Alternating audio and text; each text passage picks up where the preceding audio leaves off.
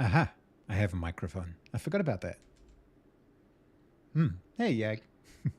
Hey, Mirror Mask Arts, Val, who probably is still streaming, and Casper, and Wolby, and Robotism.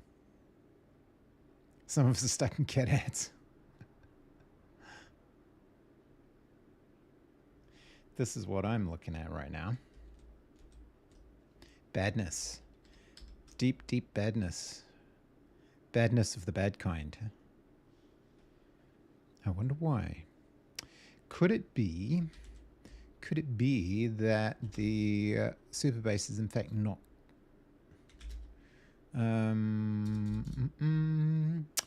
is in fact not running, which would be also a possibility. What the hell is my Docker PS? What do we got running? We've got we got all the super base stuff. Something's restarting though. 46 seconds ago. Super base storage API. Why? What's happening there? I'm sorry, Wolby. I know. I'm a bad man. I actually didn't do any work at all this week. Like, at all. Apart from looking for a job. Why, pray tell, is Superbase restarting? 46 seconds ago. What happens if I do it again? 20 seconds ago. Yep, we're just cycling back and forth. That is not good. Is there something stupid happening, like I've run out of disk? No. That is not the case. Where does Superbase hang out? It hangs out in Eloquent. Let's go DC down. Really? Really? Really? I thought for sure my definitions were in here. I think you have to use their command.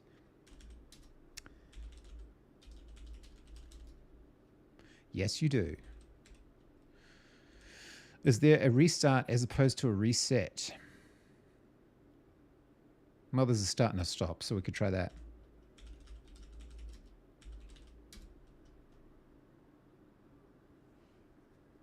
No wonder it can't connect. That's annoying. I wish I'd discovered that before I went live.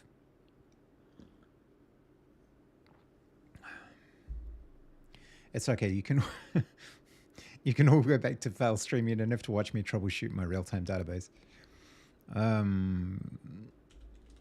Base start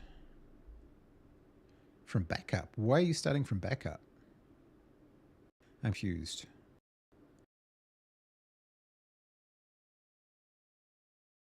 Local data are backed up to Docker volume. Sure. All right, please tell me you're backgrounding this because I don't want to have to...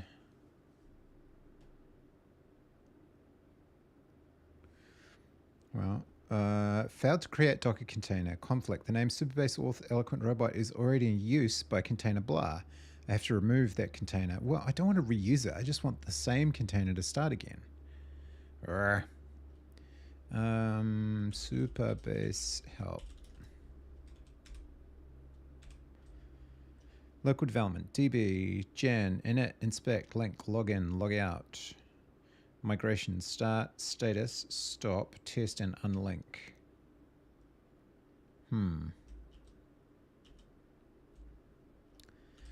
Is any part of it still running? Just the auth. No? The storage. God damn it.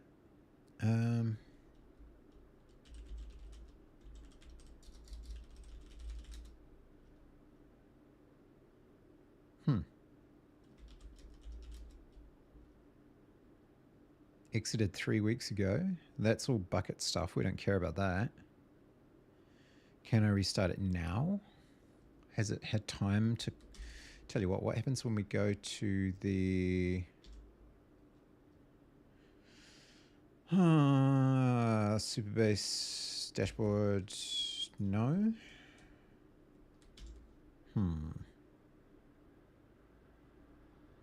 Interesting. Error, YouTube is not receiving enough video to maintain smooth streaming. Really? Well, it ought to be. Let's try that one more time.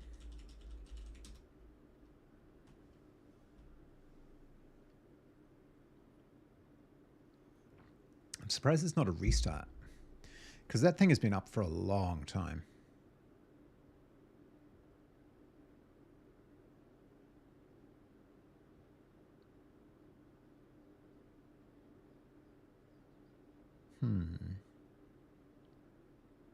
Same problem. So container name storage. Oh, sure. All right, so stop again, right? And then check for the presence of that container.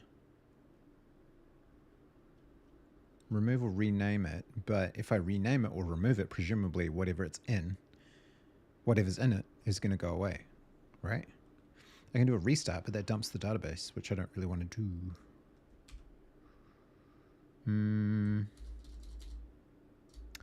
So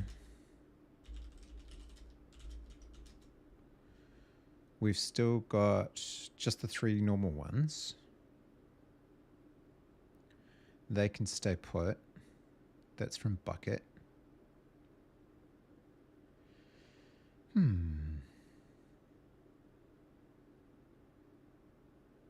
Backed up to Docker volume. Yeah, sorry, second favorite. We're having a minor overlay issue, which prevents basically any chat or any event from showing. So I'm just trying to troubleshoot that first. I will get Blender running, I promise. I have many cubes to destroy between now and then. Let me think about this. So that container is definitely not there anymore, I do believe. So why would it complain? Try one more time now that we've given it. Actually, if I do a superbase status now, what happens? No such container. Okay. So let's start one more time, and then if it fails, I am going to have to do some research. So I haven't had this happen before. It's basically just a wrapper around a whole bunch of Docker containers, which is fine, but... this is looking healthier. Maybe I just didn't wait long enough. Oh, thanks for the follow, Mirror Mask Arts. Appreciate it. Okay, this is what I expected to see. Okay, so now, can I restart my overlay in the shell? I will restart the robot. Yup, he robot yups. It's very important to see the yup. That means he can talk to Twitch, but it doesn't mean that he can talk to the overlay. I awkwardly barged in with Valley and the gang and nearly forgot. No. Oh, it's just giving me a hard time because worse on. Okay, so let's try running the overlay and see what happens now. Hey, connection is live. That's what I'm talking about. Okay, well, I have no idea what happened there. But let's test things like this. Is that just because... Oh, yep. We got sound. And do we have... We do have chat echo. Excellent. All right. Cool.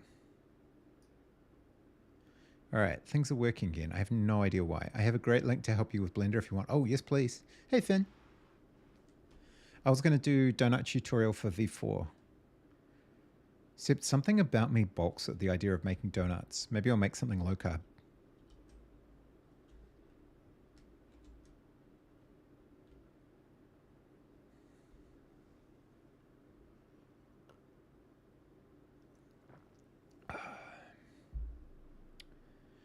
Right. Okay, so we're good. We're happy. Ooh, there's a lot of sunshine, though. There's a lot of sunshine. We might need to fix that. Hang on. I can't see. I'm blinded. There's geometry nodes donut tutorial if you just want to go buck wild. Okay, so Finn, you're just being rude. You're just being rude is what you're being. You're being extremely rude. Why am I not surprised?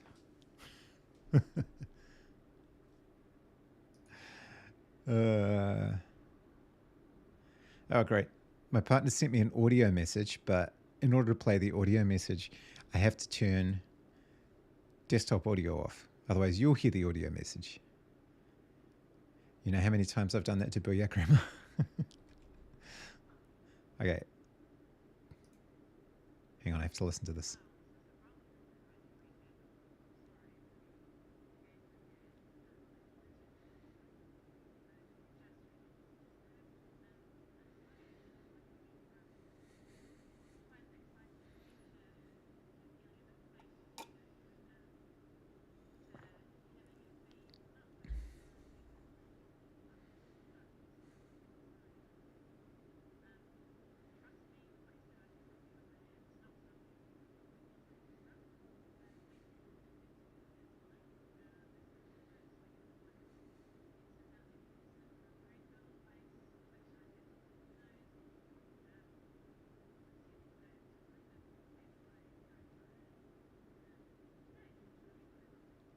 Okay.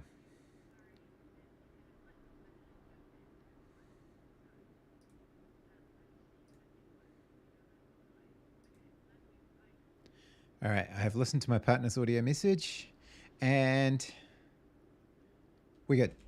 All right, cool. Now, did you scope our new emotes? You have new emotes. Oh, you do too. Very cool. Very, very cool. I need to do so much work on my emotes. I need to work on everything. How does anyone find time for all this shit? They do it by not streaming 12-hour streams 3 days in a row on the weekend, because that is how you ruin yourself. I have learned. Okay, let's get rid of Aseprite, first of all, because we don't need that right now. This is the 2D world.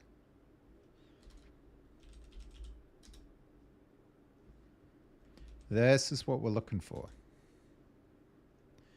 And we adjust. One of these days I'll figure out a better way.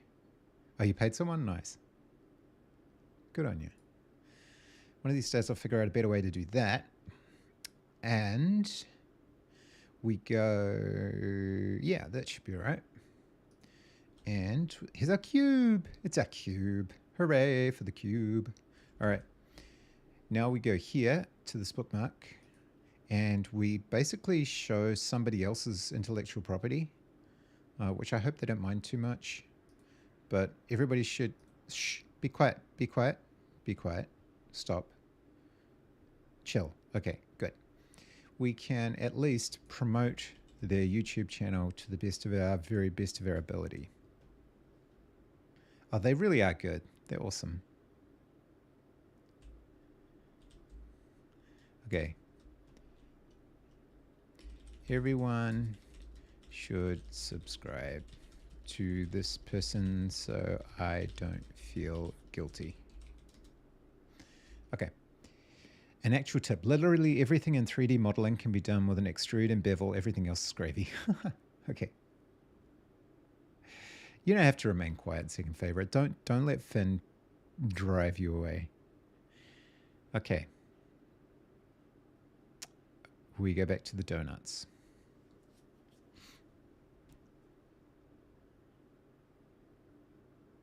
I don't think we need this kind of level of detail, but true, but wow, I know. The truth hurts.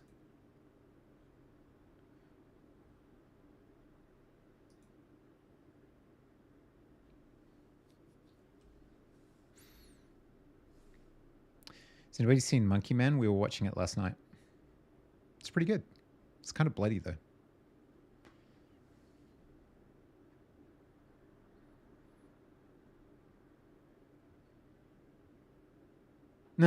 That's a good one.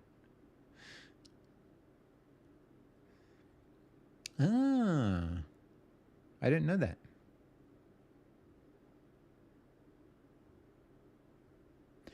Oh, sure. I already did that. I already did that too. I don't want Windows instructions on how to download Blender. I don't want it. Go away. No, I don't want Mac OS either. Why didn't you give Linux instructions, huh?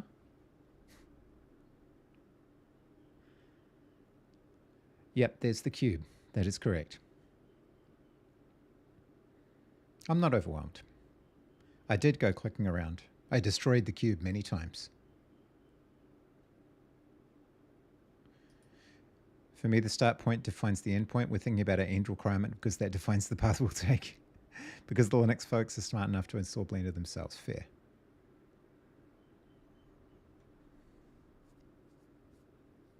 Okay. I am familiar with the 80-20 rule. It's how I live my life. Except it's more like 95-5, but you know. How many different Linuxes have Blender packages though? Right. All right, basic nav. Sure. Okay.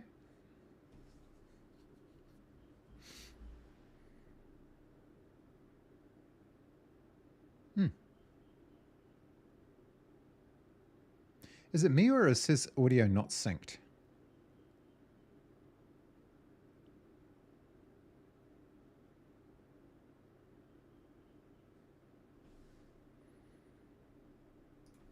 Okay, hang on. Hold that thought, dude. Are you... Oh, shit. You know why? Because I turned the audio off so I could listen to my partner's message. I'm so pro. I am so pro. There we go. We should be good now. All right, so...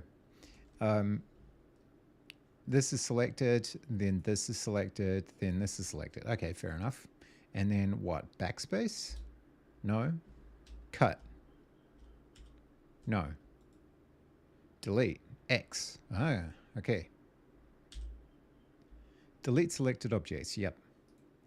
I started the donut at the same time as you and I'm always finished. Yes, I understand that. So what is this? What does this little thing signify? The middle of the map? I imagine it does. Okay, so now in our scene collection, we've only got a camera and a light. I'm with you now. I'm picking up what you're putting down. So Shift A. That's my cursor. I see. Shift A. Mesh. And I think he said, did he get to... Is underneath mesh. So these are called your primitives, and it's what you use to start the origin when you're looking to make an object. Like if a lot of things revolve around it. Cool. You might start with a cylinder as the chair leg and then build out from there. But the one I love a cylindrical chair. You want to click it. It's the monkey. So let's just click the monkey. Why does Blender... The monkey? I'll click the monkey. Hey. Now, pretty sure, yep. So middle mouse, rotate in various directions. Okay, monkey. All right, gotcha. Continue. Have a monkey. Well, fun fact, every 3D software has its own little random complex object because it's useful to test things like shaders or complexities of scenes. So 3ds Max has the Utah teapot, Houdini has the toy, and I think the monkey's name is Suzanne. Blender has the monkey, and it's actually called the Suzanne monkey head, which you can see in the top left there, named after the orangutan from the film Jay and Silent Bob Strikes Back. Random piece of trivia. So let's get a better look at it. And to that, we need to orbit, which you can do by on your mouse there, your scroll wheel. That is called your middle mouse button. If you push that in and then drag around, it's called the middle mouse button. Now orbiting. Now, for my laptop users, you've just panicked because you realize you don't have a mouse. Betty. How are you going to orbit around? First of all, probably a good idea to get a mouse for 3D work. It will come in handy. But in a pinch, you can get got a mouse, dude. it just by up here in the top right-hand corner. This little gray circle, anywhere in the gray section. Gray circle, anywhere in the gray section. Y and minus Y. That's an interesting way of putting it. Oh, interesting. Okay. I'm picking up what you're putting down. Very cool. Yep. I'm with you. I am with you. Okay, and presumably I can just come back to here. All right, cool. You can call me Suzanne if you want. Well, sure. I will from now on. If you just left click drag on that, that will do the exact same thing. Or if you want... Really? Oh, yeah. You can go to Edit Preferences, and then underneath Input, there's Emulate 3 buttons. Yeah, I don't think I'll be doing that. That means that if you hold down Alt and then left-click drag, that will do What the about the other 9 buttons on my also, mouse? What about those, eh? User preferences, what about you might want those? to go to Interface, and you've got Resolution Scale. If Yeah, you're I already on did a that. 4K monitor, you might find because that the your old menus 4K and doesn't buttons work are so really well. small, and you kind of have to like squint in to see it. So personally, I like to keep my 4K monitor around about 1.5. Since this is a tutorial, I'll make it nice and big so you can see what I'm doing. Okay, so that's orbiting around with the middle mouse button. If we want to You map those to whatever you want once you know what you're doing. You assume I will know what I'm doing. We could also do it by going up to the magnifying glass tool there, and then just left-click dragging and then moving the mouse back. Yeah, I'm probably not going to be doing that a whole lot. Thing. Or you could hold down Control because mouse wheel. and then middle mouse button, and that will do a smooth zoom as well. Okay, so one thing you might notice looking at this is the type of person who wants to learn all the controls up front. Kind of some of them. I hate it when I don't know how to move something. Lighting over everything, and that's because this state right now is called viewport shading.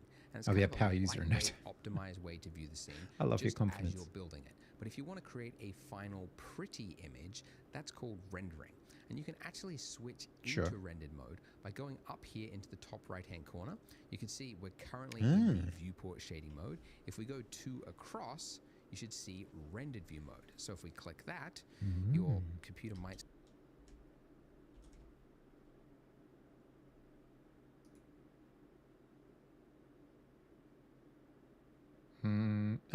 Yes, that did take a moment. All right. Okay. Stall for a quick second whilst it loads it in, but you can see it's now different. We have directional light. We have shadow cast across the monkey. So it's now currently being lit by shadow cast across the monkey. It's the name of my next novel. If I wanted to, zoom in on that lamp there and just kind of like move it around, you can see it's kind of hard to focus on. Like it's always exactly not in the right It is view. hard. And that's because we are centered on our monkey right now. We need to change the focus. We need to pan to something else. So we could do that one of 2 ways. One, if you're on a laptop, you could use the little move tool there. That will do that. Or everyone else, shift, middle mouse click, drag, that will do the same thing. So middle mouse is for... All right, shift, hang on, out of there. Shift, middle mouse click, drag. Whoa! Okay, not quite what I had in mind. All right. Mostly that's just controlling zoom. Now it's going the other way. Weird. I wonder if this is because I've got one of those infinite scroll wheels.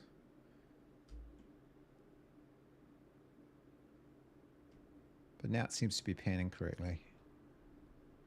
That whole hyper scroll thing is great sometimes, but sometimes it is lockable. Let's try that.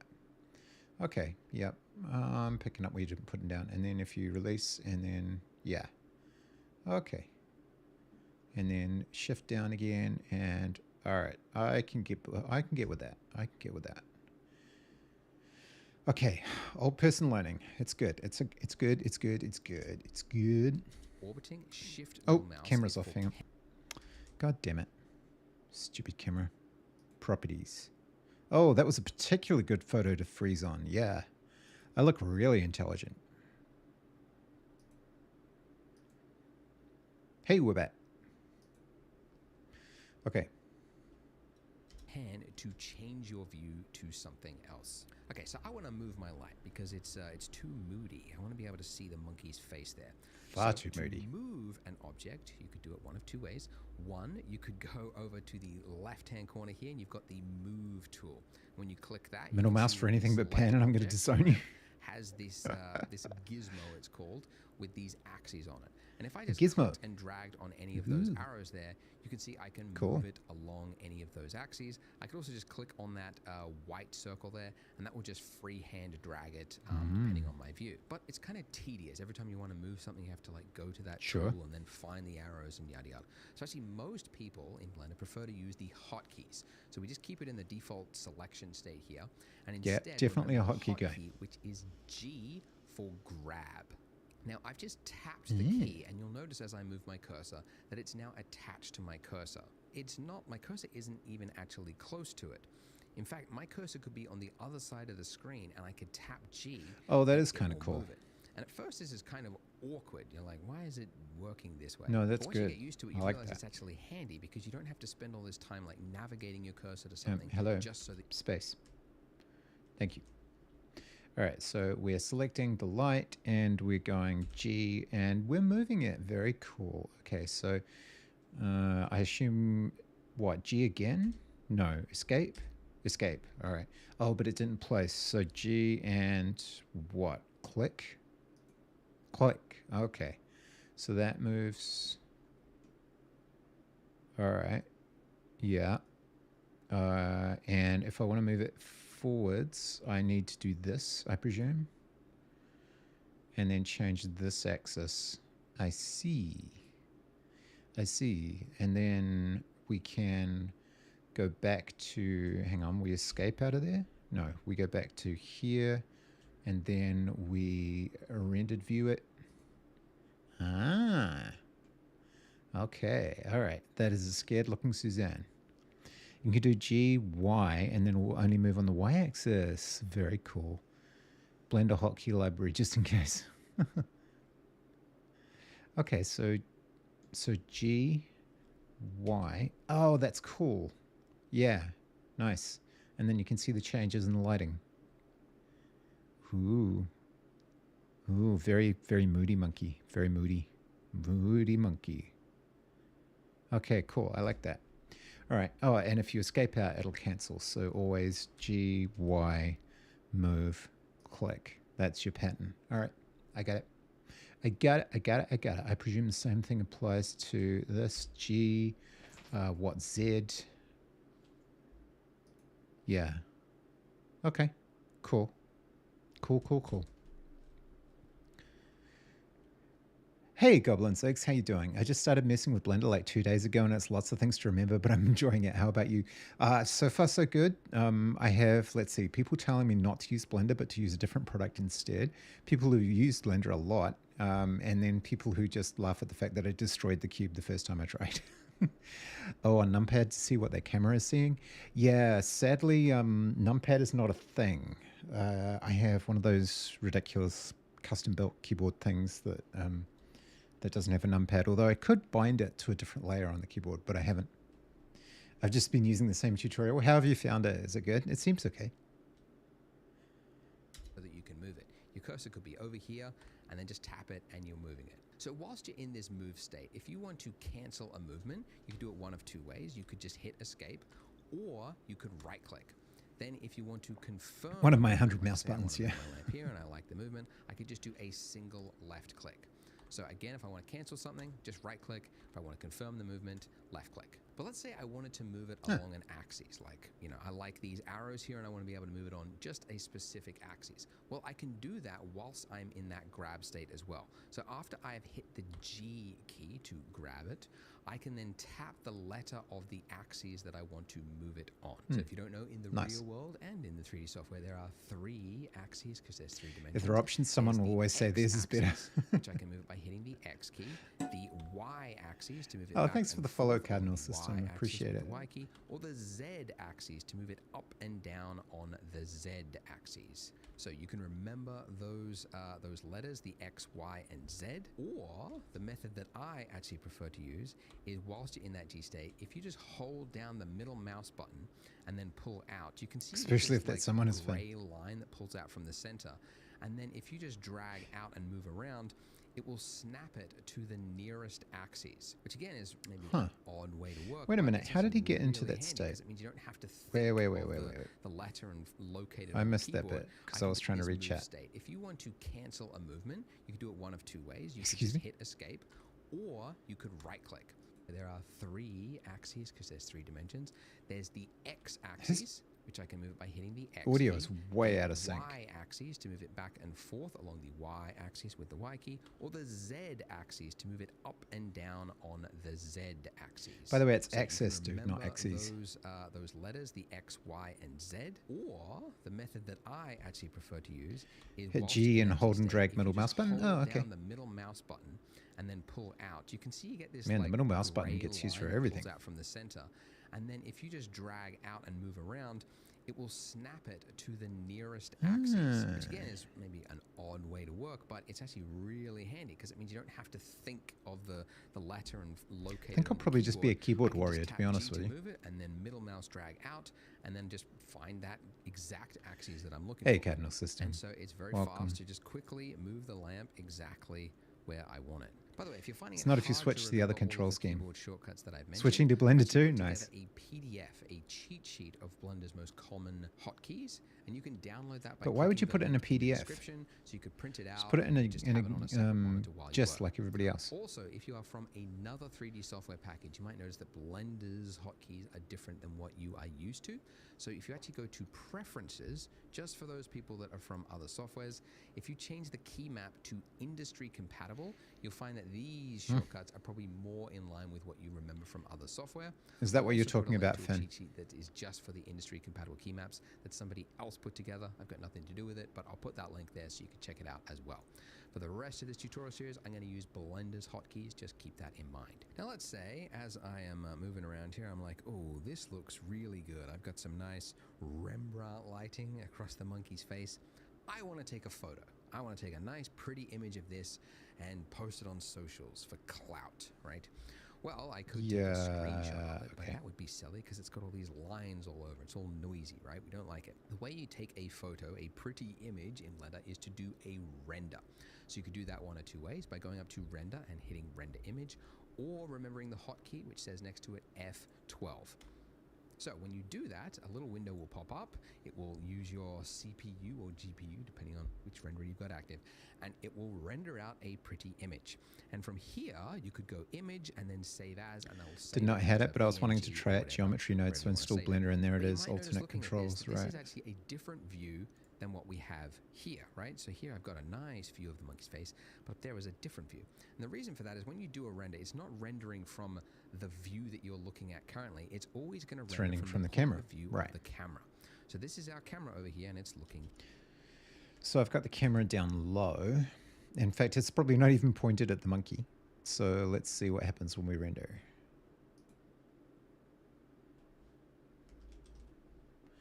Nothing at all, because it's not pointed at the monkey. So how would we do that? We would have to get behind it and kind of, how do we manipulate it? I don't think that actually changed the viewpoint, right? So presumably he's about to tell me how to move the camera. From this angle. And we can actually look through the camera by just clicking the little camera icon there, or by remembering the hotkey, which is number pad 0. So how do we move the camera? Well, Blender's a little awkward, maybe a little different to other software packages, but you're supposed to like hit G to move it, and then like middle mouse to zoom in and out. And then if you want to like move it along an axis, I guess G and then X. You could do that, but actually what a lot of users prefer, especially those from other software packages, is if you've got your camera selected, which by the way, I haven't mentioned this, but up here, this is your outliner. It's kind of an inventory of every item that you've got in your scene.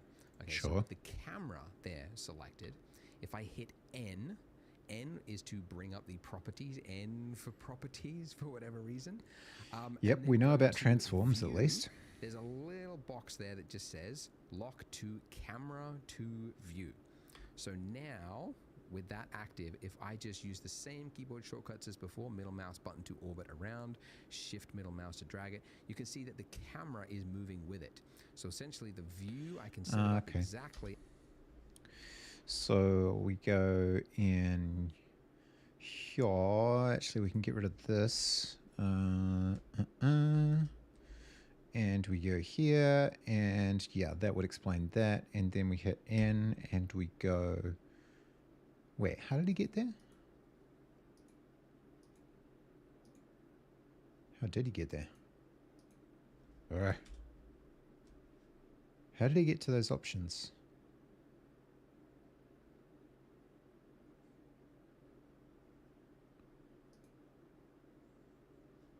To zoom in and out, and then if you want to like move it click on view, axis, I guess G and then X. Tap down. Do that, but actually, what a lot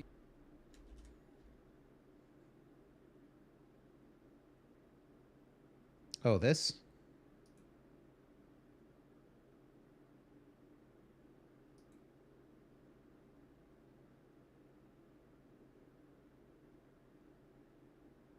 Why are there no hover keys? To the right of the panel you open within. Oh, I see. Oh yeah, that's perfectly obvious. Why wouldn't there be more tabs over there? All right, I gotcha. Lock camera to view. Okay. And then a lock symbol appears. Whereas if you take it away, that is... All right, cool. Item. What's tool? Okay. All right, so now presumably I can do that, and we're looking at it from up above. And then if I do this... All right, I see. All right, that makes sense. And then if we render, we get the monkey. All right. Thank you, Suzanne. Much appreciated. Okay. Prefer, especially those from other software packages, is if you've got your camera selected, which by the way, I haven't mentioned this, but up here, this is your outliner. It's kind of an inventory of every item that you've got in your scene. Okay, so with the camera there selected, if I hit N, N is to bring up the properties, N for properties for whatever reason, and then go to view, there's a little box there that just says lock to camera to view. So now, with that active, if I just use the same keyboard shortcuts as before, middle mouse button to orbit around, shift middle mouse to drag it, you can see that the camera is moving with it. So essentially the view, I can set it up exactly as I want, then hit N again, and then I can disable that. And then now as I pull out, you can see that the camera will stay exactly where it was, and I could do a lovely, pretty render.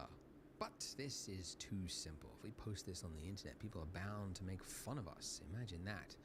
Well, we could get people make fun of me all the time. Right? So, with our monkey head selected, we can go over to here to the properties. So this properties section is where you might spend the other, I don't know, another 5 to 8%, I don't know, getting too exact there. You might spend another 5% of your time in this section, but it's where all of the properties for things are in Blender. So for example, you've got like the render properties, like the size of the image that you're saving something as is defined there. And some of these properties will stay here no matter what is selected, but others are selection dependent. So you can see actually if I click the camera there, you can see I get a little camera tab at the bottom there. Sure, but if I select my monkey, you'll see the camera tab disappears. But instead don't select your monkey. Other ones that appear. So one that we might want to change is underneath material. And this will material properties. Material, change the color to something else, essentially. So underneath here where it's got new, I'm just going to hit new. And then you've got a bunch of options, very confusing. Ooh, IOR, subsurface. Again, don't worry about it. We'll get to all of that later on. The one that defines the color is the base color. So if I do a single left click. All right, so we are in, we're out of the camera. Can we get out of the camera? Go away, camera. How do we get out of the camera? Like that. And then we select. And we go mesh properties. Yeah, I feel like these should have hover things on them, right? Because it's not obvious to me from the pictures what the hell they are. Wonder if there is alt text on some of them. What if I hit alt? No. Oh, is it... here we go. See, why didn't that happen before? Does that turn it off? Or was that just loading, maybe? Weird. Material. Okay. New. Very slow, but it happens. Base color. Okay. Ooh. Definitely feeling the bright yellow. Yeah, maybe so. Maybe this kind of hot pink thing is where we should be going. Principal to BSDF. Metallic. Ooh. Oh yeah. Okay. Yep. Roughness. Interesting. And partially transparent. Hey, wait. Why didn't that change? What? Oh, I see. I'm editing now. 0.2. I got an error message and a whole bunch of other things happening. Oh no, now we got some translucence here. Cool. All right, let's go back to 1. All right. Continue, please, good sir. White box there, I can then change this color to whatever I want. I could make it an odd, creepy, skin-toned monkey head, right? Like that. And do a render. Okay, so hey, all right, it's better, but still it's too simple. I think people will think we haven't put enough effort into this masterpiece. So let's add another object. Let's give the monkey a hat. So if we want to add another object, how do we do it? Well, we could go to the add menu, like I mentioned before, or the hotkey Shift A. So what sort of hat do we want to add? We could do a boxy hat. Let's do a party hat with a cone. So once we've added that object, you can see it's just plopped it straight in the center, intersecting our monkey. So we need to move it. We can move it, and we could grab it with the G key. So now moving it just on our cursor there. I don't want to move it just freehand though, because I like the position, but I just want to move it up. So I'm going to hit Z to move it along the Z axis. Right, I like it there. So once I like the placement, I'm just going to do a single left click. Okay, great. But too big. All right, so we're Shift A-ing. We're adding a kern. And we're moving along a Z-axis upwards. And we could use scale to make it smaller, I guess. Let's find that out. Does it have to be, can you lock them? I mean, can you make them all move the same amount? Cute.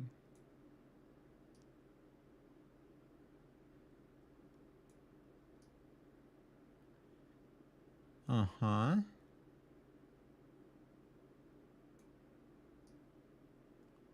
In perfect proportion. Almost. There we go. And a little bit more movement. What about rotation? Like, can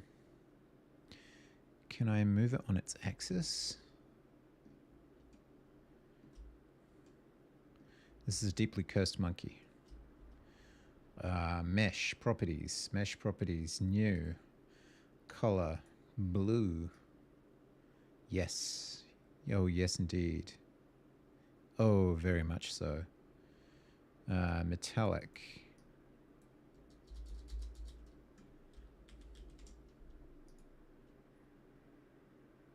And translucent. Possibly a translucent party hat. Excellent. We approve of these things. Oh, so, see, we need to learn another tool, which is scale. So we could go to the scale tool there, and then we get so I could have used a tool to do it instead. Little axes there, but again, most people prefer to remember the hotkey, which for scale is just S. So S to scale. Okay. So resizing that. Okay, that's pretty good. Makes sense. Let's move it down again. So G and Z. Okay. What about tilting it? Yeah, let's say we want to make it a little taller. Okay, so we could scale it along just the Z axis. So S and then Z. Whoops. S, Ah, Z. There nice. we go. Same, And it's now same making a tall party combinations. hat. Scale it down. Happy with that. There we go. Ha! Look at that. Your very bland party if it's grey. Happy Let's with give it another that. material. An exciting color. A vibrant aqua color. Why not? Give that a render by hitting F12. Okay. Camera is in the wrong position, so let's go to camera view Should be mode with more cup of numpad tea 0. time soon. I'm going to select my camera, and rather than dabbling with that little thing I had before, I'm going to hit G, and then middle mouse, just tap it once.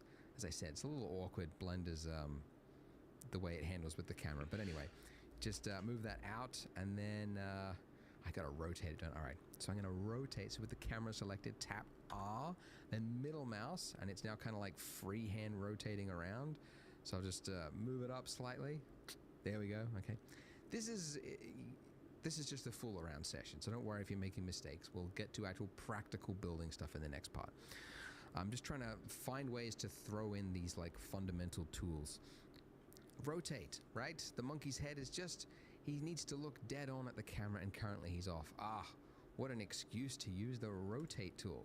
So you could enable the rotate tool, right? The familiar axes there. You could click and rotate it that's how you like do it. that.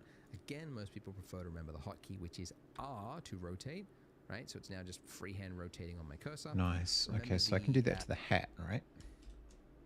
So R. Aha. Okay. But we would have to move it back for that to work. So we can do that, and then G, and I guess that's going to be Y. Yeah. And then Z.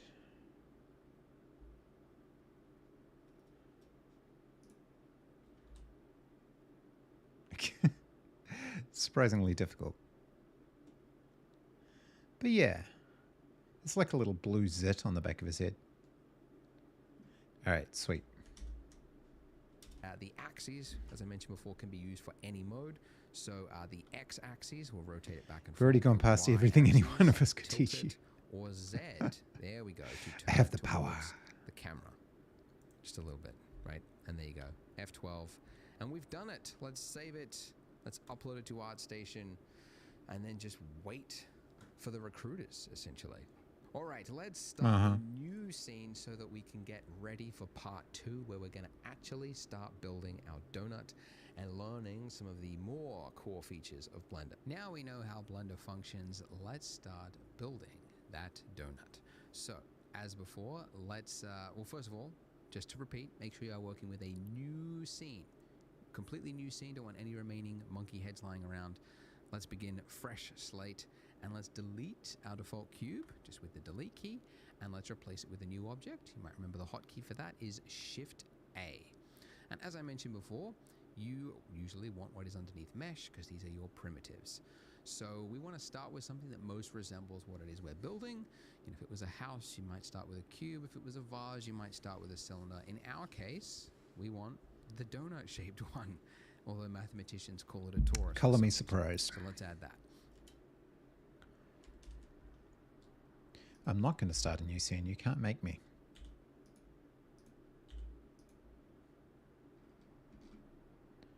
Okay, camera and thingy, what's it?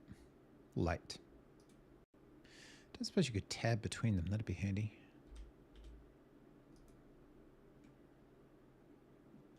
All right. Shift A, mesh, torus. Beautiful. Now, if I zoom in by scrolling up, we can see we have something resembling a donut. Looks like a pretty weak-looking donut, you know, very flimsy. Looks like the donut before it's cooked. Flimsy when donut, drop got it it. into the vat, and it's just this little wispy thing. So immediately after you do some actions in Blender, you have options to change it. And the options are hidden down here in the bottom left-hand corner. You see a little box. I wonder what that was. Box, you see options. And look, we can change the dimensions of our torus. Interesting. Now, something to note is that these options in Blender only appear immediately after you have done that action. If you do another action, like say deselect your torus by mistake, it's gone. right? Because Blender has assumed you have moved on. You've accepted the state of your donut, and this is the one you want, right? Now, if you haven't done anything drastic or changed this object in some severe way, you can temporarily bring it back by hitting F9. I never actually remember that hotkey. I just remember that immediately after I have added an object, if I want to tweak it, now's my chance before I move on to something else. Okay, so we could change, you know, the size of it here. We can also change the resolution. I'll use the term resolution loosely. That's how you do that. To make it higher or lower fidelity. And a mistake that a lot of beginners make, and I say this because this was the exact mistake I made way back in 2003 when I started learning Blender, is they go, well, I need a realistic looking donut, so I guess I need to go really high resolution. I remember my first project, one of my first projects was for a high school film project, and I wanted to have a close-up of a face. Didn't realize faces were going to be difficult, but I went really high poly, and then it was just an absolute nightmare to work with. So the reason you don't want this is that, for starters, things that are high poly are very slow to render, and they're very hard to work with if you want to tweak the shape of it. But also, as you learn and you grow with 3D, you'll discover that it is a lot easier to add resolution to something later on, but it's very difficult to take it away if you've already built it into it and you don't like need salt it. in cooking. Long way to say, what we actually want is to have as few polys, these are called polys, as you can get away with. So I'm going to go with 32 major and 12 minor. And don't worry that it looks all Okay, so we still have this. We can go down to 32. 12.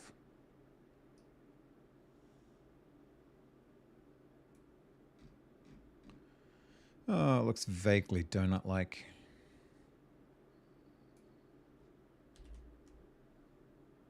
jagged, because we will fix that in a moment. Now, the major and minor, this is really up to you, but I find that something that looks it's kind of chunky, like a fat donut, just looks really delicious. So I'm going with something around about this size, okay? And once I'm happy with this, once I'm ready to click off, I click off, the options are gone, and this is it. This is the donut that I am now working with. So how do we make this look higher resolution, less jagged? Well, one way is to use smooth shading. So if you right-click with your object selected, go to Shade Smooth. And look at that, this is immediately better.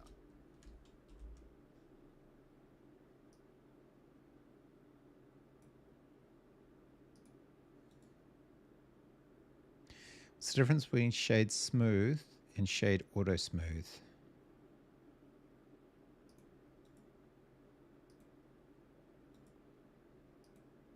I see. Okay. All right. Fair enough.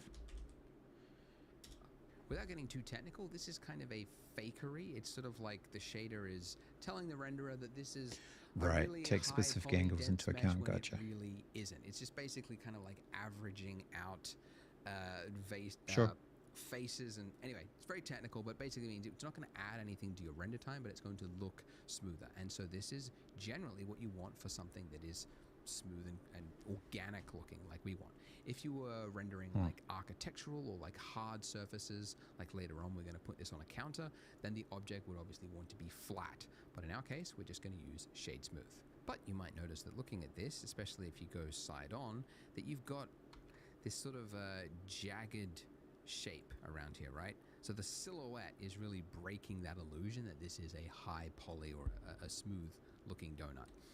But thankfully, rather than adding all of that complex density into the mesh itself and then making it hard to remove later on, there is another way through modifiers.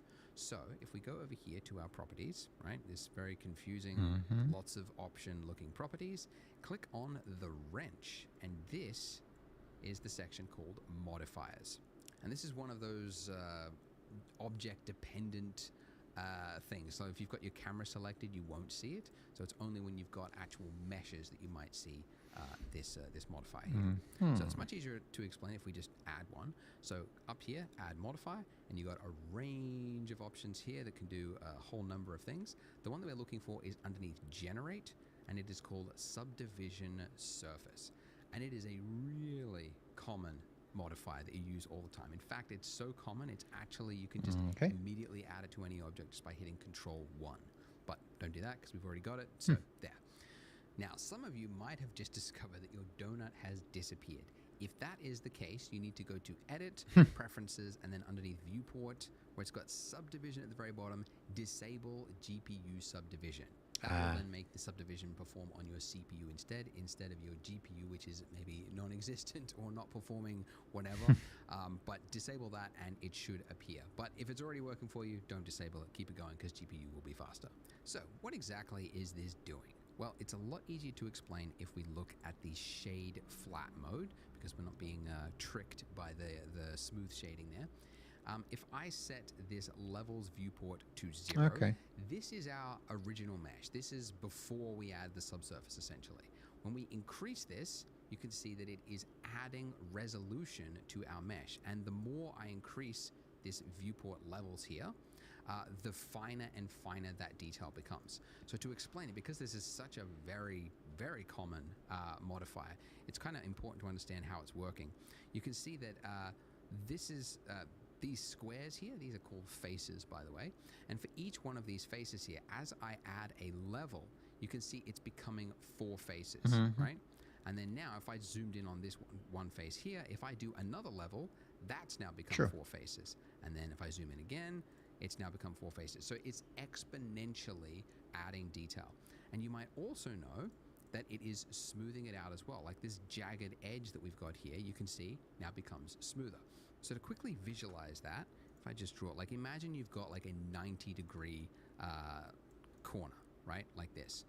If you add a subsurf modifier, what it's going to do is it's going to add a point here, right? Because this is the extra detail. It's also going to take that point there and it's going to average it out. It's going to average it out between these points. And it's going to create another one there and another one there. So you go then from having that really hard corner there to having something that looks a lot smoother. So it's going to take a point and it's also going to change it to make it look smoother. All right, so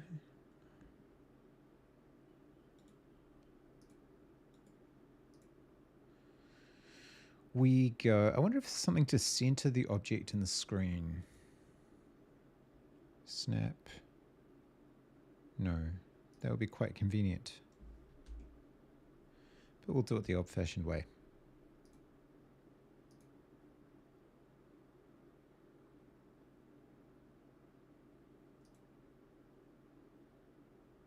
All right.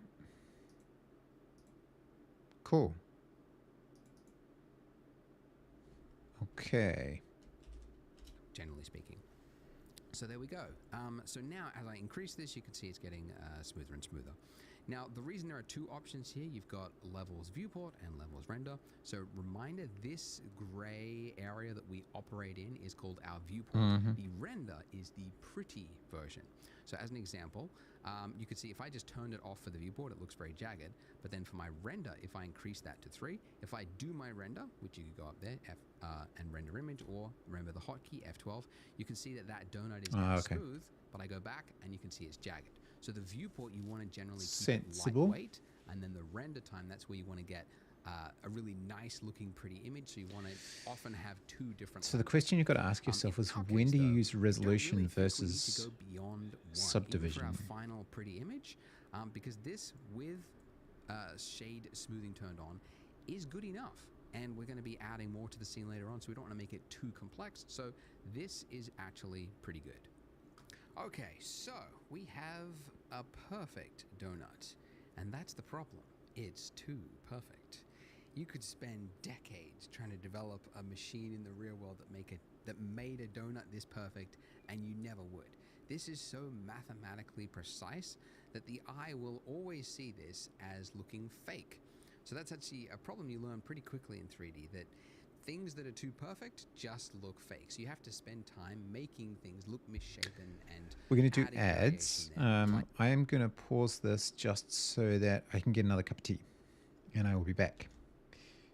Here are my dogs. Oh, well, there are my dog's feet. There is a dog's butt and another dog lying in the sunshine. I will be right back.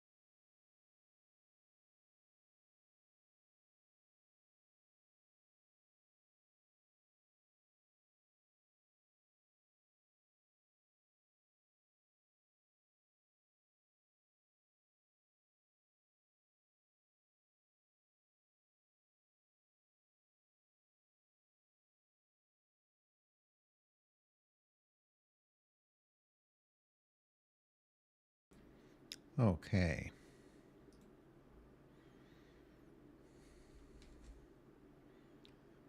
If you use backtick, it will bring up a pie menu and view selected will center an object you've selected. Oh, okay.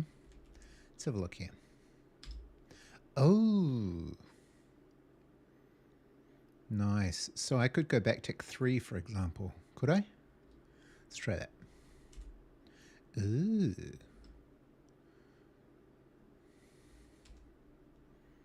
Very cool.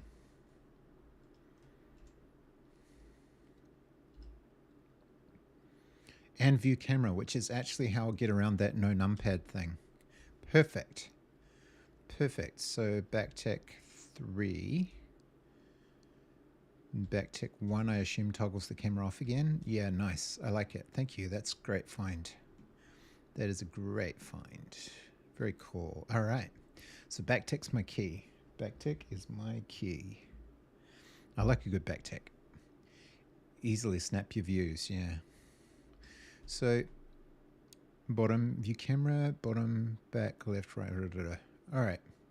I can imagine people using numpad for this actually, but I'll just remove the keys. Cool. Yeah, nice. All right, good. Like you see in the real world because your eye expects to see it. So how do we do that? How do we make this donut look a little more lumpy and interesting? I do that by changing the mesh itself. So this mode that we are in right now, where we can, click on different objects, is called object mode. And I know that because in the top left-hand corner, you can see we are in object mode. But if I click the drop down, you can see I get a number of other options here. And real question about resolution versus subdivision. Stick with a low resolution. The subdivision modifier is non-destructive. When you apply the modifier, it effectively increases that resolution, right? But only on a single object basis. So, but I suppose resolution does the same thing to an object as well, but it doesn't physically add more polygons. All right, I understand. Same number of vertices, basically. Will change depending on the object you've got selected. If I've got a lamp, my little light there selected, you can see I've only got object mode. My camera, I've only got object mode. But a mesh will give you extra options here. So let's enter into edit mode. Ooh. Ooh. Right. Now, you can see our mesh, our object has become something that looks weird. It's got a bunch of little points on it with lines and very technical. Well, that's because this is actually what the mesh is made up of. These little points here, which you can click on just by selecting, are called your vertices. The singular term is called vertex. I never say that. I like to just call all of them vertices, regardless of whether it's 1 or 2, just because you always get some comments. That's really annoying. Actually, it's called vertex if it is singular. Anyway, so these are called vertices. Why not use the right word? Two of them joined by a line, that is called an edge. And if you have 4 of them forming a face, that's a face. Called a face. So with these, I can quickly change the shape of my object by using the same hotkeys as before. And if I want to move this, I would simply tap G, right? And you can see it's now attached to my cursor. And then if I want to confirm its movement, I just do a single left click, and there it is. Now, if interesting that it kind of averages out rather than stretching towards the vertex. Like that, you can see that my mesh has changed, okay? And by the way, the hotkey for jumping in and out of object and edit mode is just tab, okay? So you can see it's just toggling between those two modes because it's so common that you want to just quickly change things that it's just easily accessible by that. Now, okay, I like that. This is okay, right? But you can see it's got like some artifacting and because of the subdivision. All right, so let's go into that. Let's take the viewport levels out.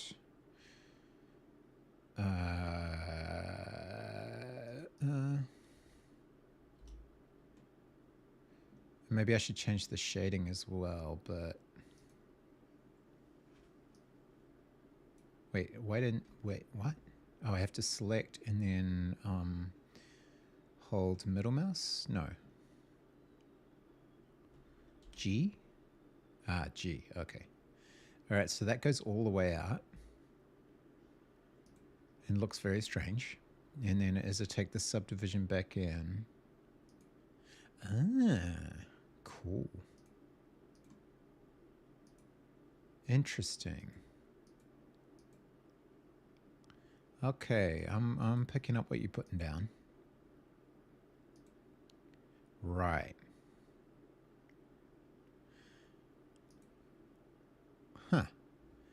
Okay. Lump, right? So how do we make it look a little more natural? Well, I mean, you could, you move one, drag it out, okay, click, and then I move, the next one next to it, right? I'll move that out, and then I'll move this one out a little bit, and then I move this one, and it's like, okay, well now I've got the thing, but it took me like 5 actions. Ridiculous, right? No one wants to do that. No one's got time for that.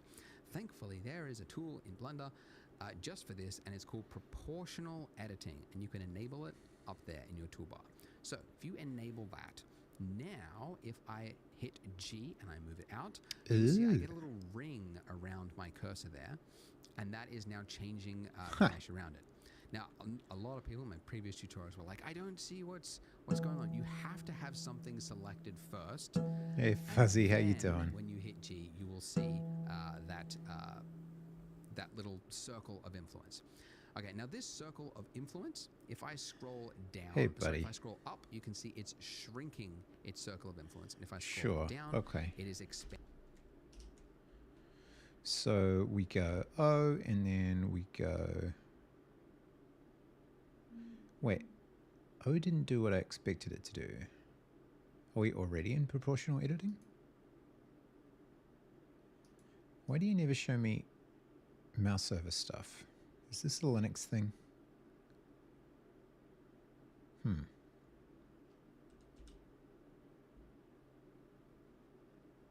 Well, it's definitely proportional. Maybe the... Oh, I see. It's just too big to see because I'm already scrolled in quite a long way. Right.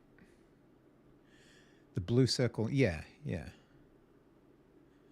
Okay, that looks deeply disturbing. And then I can just morph the whole goddamn thing. Reminds me of that spaceship in Homeworld, which was basically a donut, let's face it. Okay, but now my mouse is just all over the place. What's going on here?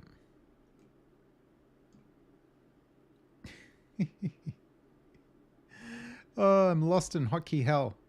Okay, undo.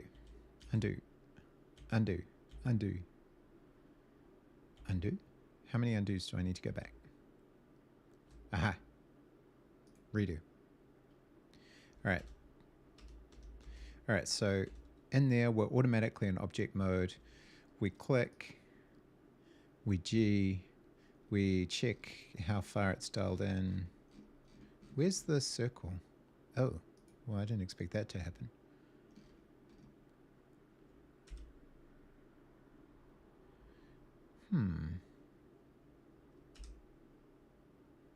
Interesting. So hitting G twice, I am really confused as this control scheme. So I hit G twice. G does that. Click to set down. Proportional editing radius is huge right now. Okay. So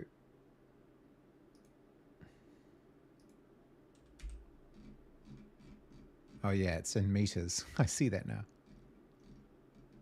There it is. There it is. Hitting G twice slides a vert along an edge while maintaining the shape. Okay, that must be what I did wrong.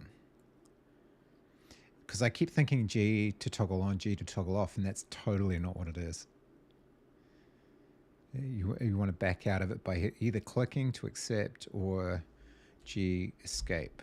Yeah, not G, G. That's something completely different. Okay, this is going to take a while. That's all right. We'll get there. Undo. Okay, cool. So many controls. The trouble is I'm going to not do it for a week and then I'm going to forget everything, but we'll just have to try and avoid that. We have a month of 3D. So right click as well. Gotcha.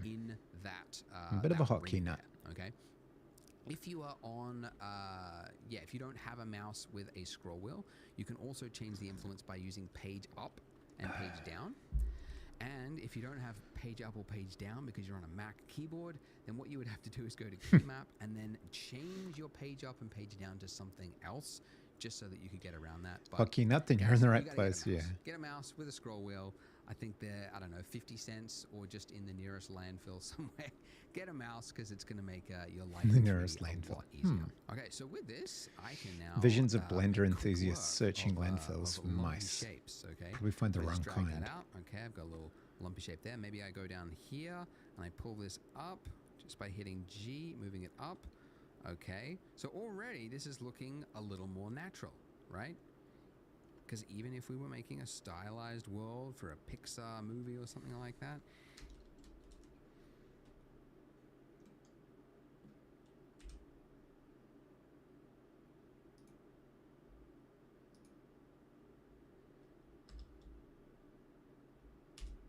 aha.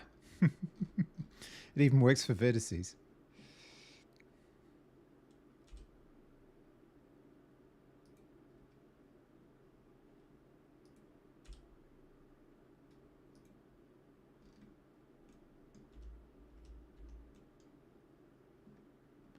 Okay.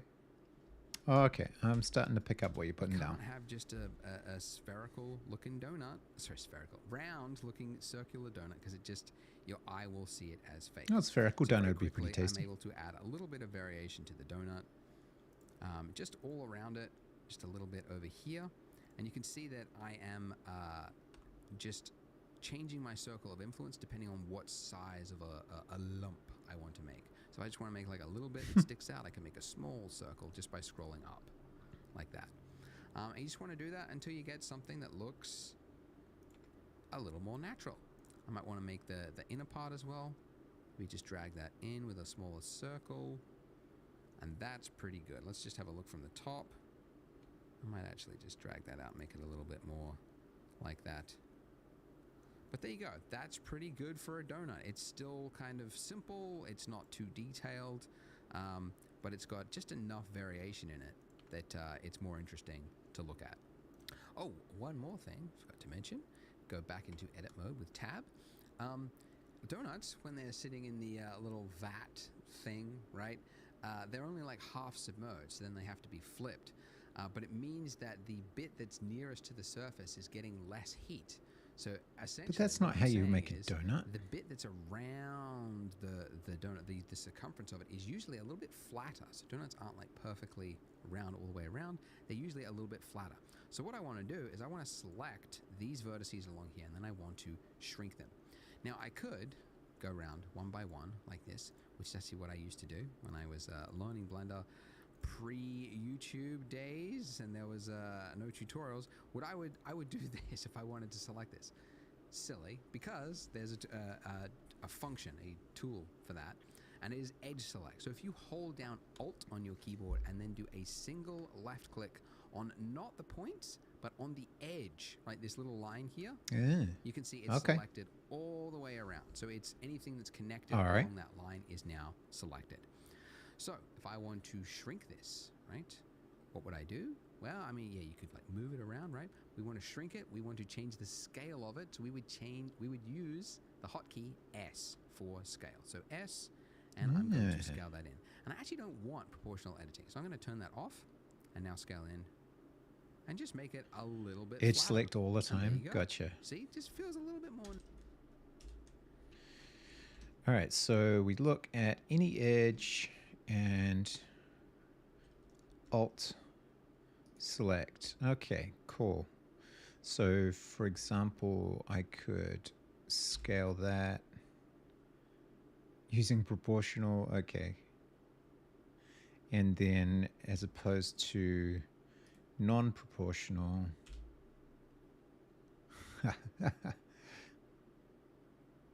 Okay. All right. I hear you. I hear you. And then to do the middle one, cool.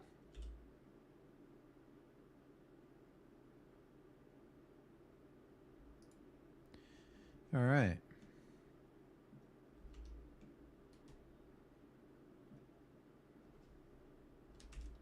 natural, doesn't it? Looks a little bit closer to what a donut looks like. And by the way, don't worry if yours doesn't look exactly like this, like your lump is a little bit off. Like some people get a little bit too precious with the tutorial. Like I gotta match exactly everything I do.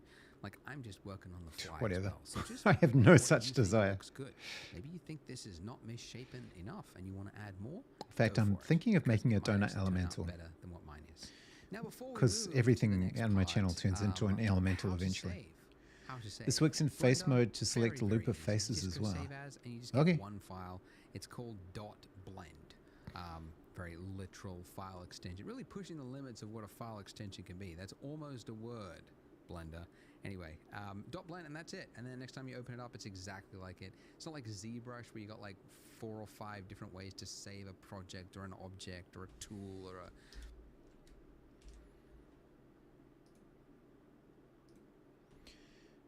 we are in W3.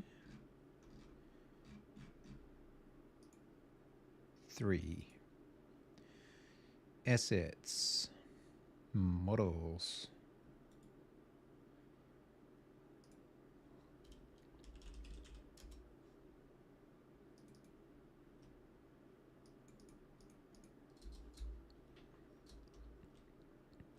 Donut.blend. Actually, I don't really want to put that in assets. I want to put that in the root directory.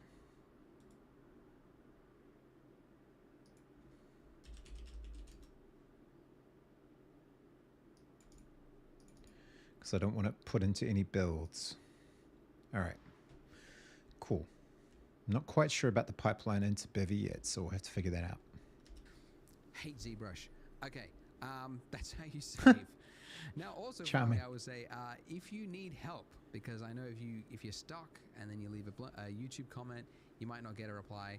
If you want immediate help, FBX or OBG, so gotcha. I'll put a link below. So there's like a little channel in there where you can just ask for specific. It's the same with sound. You're not going to put a Bitwig file into assets. Feel free to jump into that. And also, guys, you get to exporting, yeah. Like 3D is definitely has like a steep-ish learning curve. So you're in that steep slope right now, and it's really common. Like a lot of this stuff is very foreign. 3D is very unique. It's very different to a lot of 2D tools. Very unique's not a thing, dude. It's definitely achievable to learn and self-learn at home. You don't have to go to school. You don't have to pay for a tutor. It's really easy to get help online. You can continue. So do make use of that Discord. Post comments as well in the YouTube comments if you want to. But I hope you stay with it. So if you're ready to jump to the next part after you've saved your blend file, go ahead, click here, and I will see you there. Did you guys know that Blender 4.0 had a change that makes it more realistic by default? Or that there's a new technology that is going to expand the uses for 3D exponentially? Well, you would if you were on my free newsletter called This Week in 3D. Of course. It's an email from me. You certainly should be able to promote that. 3 to 5 things that I found interesting because from the world I of 3D. am using your Sometimes content. I share a new tool that I found, a remarkable tutorial, a new Blender feature, a new Your sound is story that affects way the out of industry, sync, but I don't know. and That could just be my I just playback. give my controversial opinions on AI. So click the link in the description, enter your email address, and then you will stay up to date on the world of 3D. It's always free and it's always written by me. Now, on to the Bevy tutorial. uses GLTF. Yeah, Welcome that sounds back right. to the Donut Show, where we make sad little donuts that we cannot eat. This is where we finished up at the end of part 1. We've got our nice looking donut, and now we're going to make that icing, which looks complex but is actually fairly simple. Now, as I mentioned before, if you want to add an object, you go Shift-A, right? And then you start with something that resembles what you're trying to create. But we already have something that resembles the exact shape we want to create. It's the donut, because we want the icing around the donut. So let's just reuse this information. So we can do that by duplicating the object. And if you don't know the hotkey for it, you can just go Object, and then you'd find it here where it says Shift-D. So Shift-D. Now, when you hit that, you are in a placement state, essentially. Like it's duplicated, and it's now saying, where do you want to place it? Now, in our case, and actually, often you don't actually want to change its placement. You want to duplicate it exactly where it was. So you can cancel the movement by hitting escape or right-clicking. Now, when you do that, it looks like it's canceled the duplication, but you can see in your outliner, it has duplicated it. You've got two objects, but it's just in the exact same place, which is what we want. So first things first, we need to name them, or else we could get very confused very easily. So you can name an object by just double-clicking it in the outliner and then just typing in the object. The other way you can name something, I'll just show you the second way. If you select the Taurus 0.001, that's your icing object. If you're in the 3D view, where your cursor, is over the 3D viewport, if you hit F2, that's another very quick way that you can name something. I'm not going to remember that, dude. All right. So D for duplicate, not D for duplicate, Shift D for duplicate. Okay. There we have our duplication and our donut. We cancel the movement and we have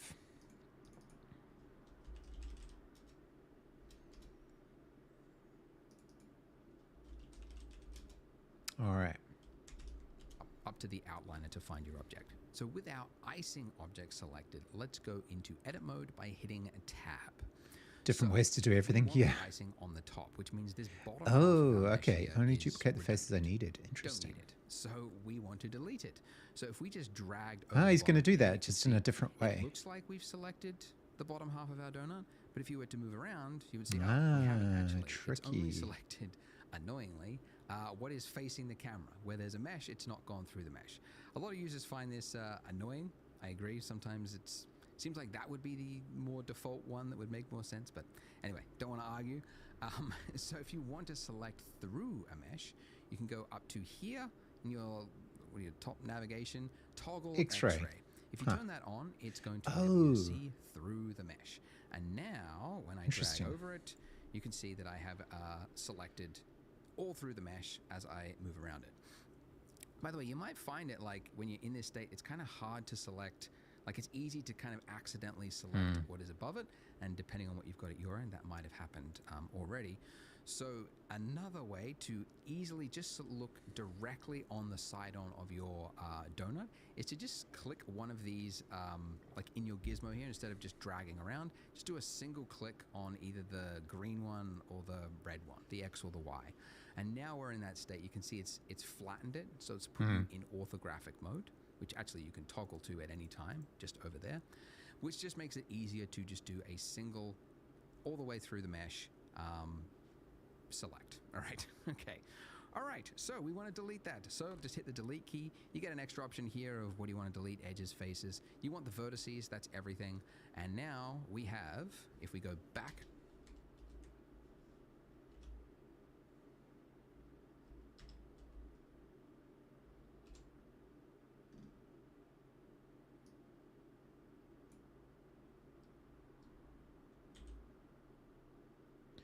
delete X, and I should totally have that that camera that what's it called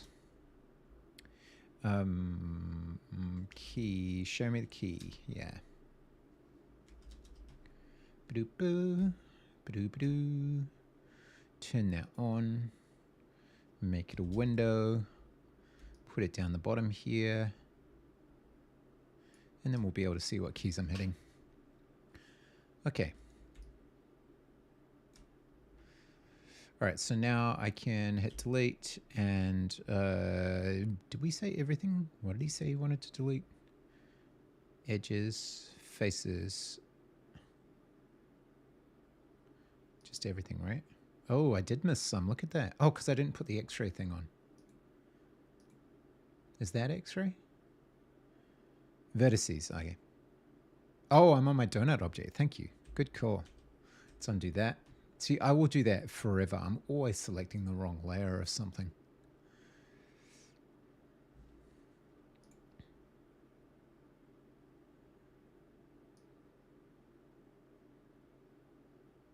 So hang on. Let's go back to the donut. Turn that off. To the icing, turn that on. And then that, but are we in X-ray? Not backspace, X, vertices. We are not in X-ray because of all of those were remaining. Okay, so how do we get that? Like that. It's weird that my highlights don't always work or show up. It's kind of annoying. Not highlights, like mouse over hints. Very strange. Anyway, let's go 4. And we can center by going 3. That is not what I wanted.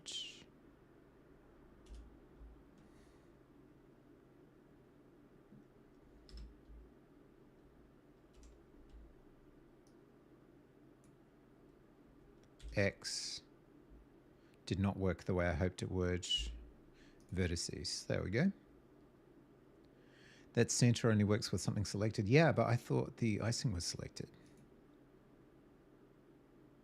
I guess only having the entire thing selected isn't enough. But that's... Oh, maybe it doesn't work in edit mode. So if I do this, that works. And then if I go edit modes, it still works. Oh, because I had that selected. But if I click off it, it doesn't work. Okay, cool. All right, sweet. So out and then center. Yep, cool. Okay, we're getting there. All right, so we've selected that. Sweet.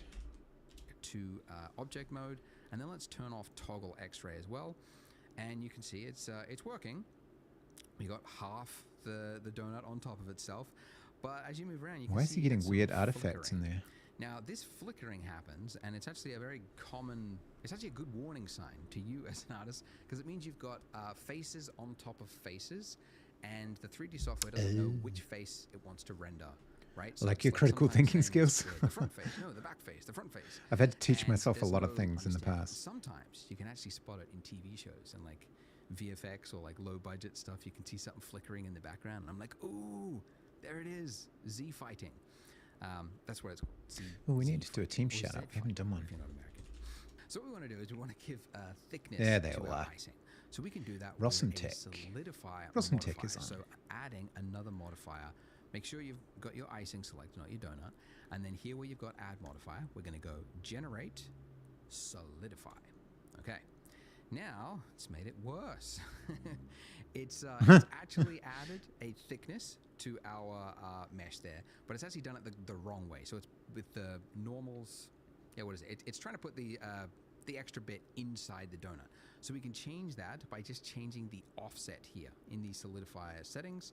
Just drag that all the way to 1. Some of you might have actually found that it was correct before, just depending on which way your normals were. If that's the case, keep it at -1, but everyone else, keep it at 1. We just want to make sure it's actually outside. Okay. Let's just increase the thickness a little bit too. Hang on. I sort of glossed over some of that. So you're talking about adding this.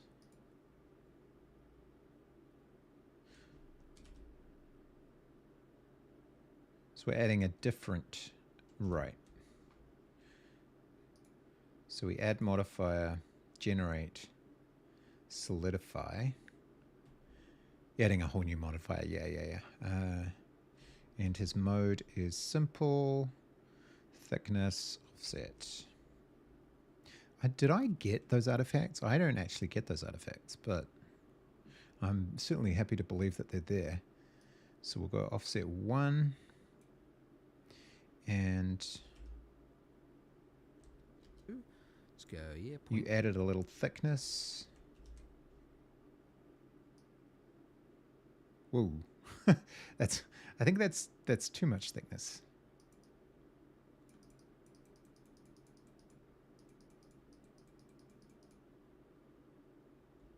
That's a lot of thickness. 0.025.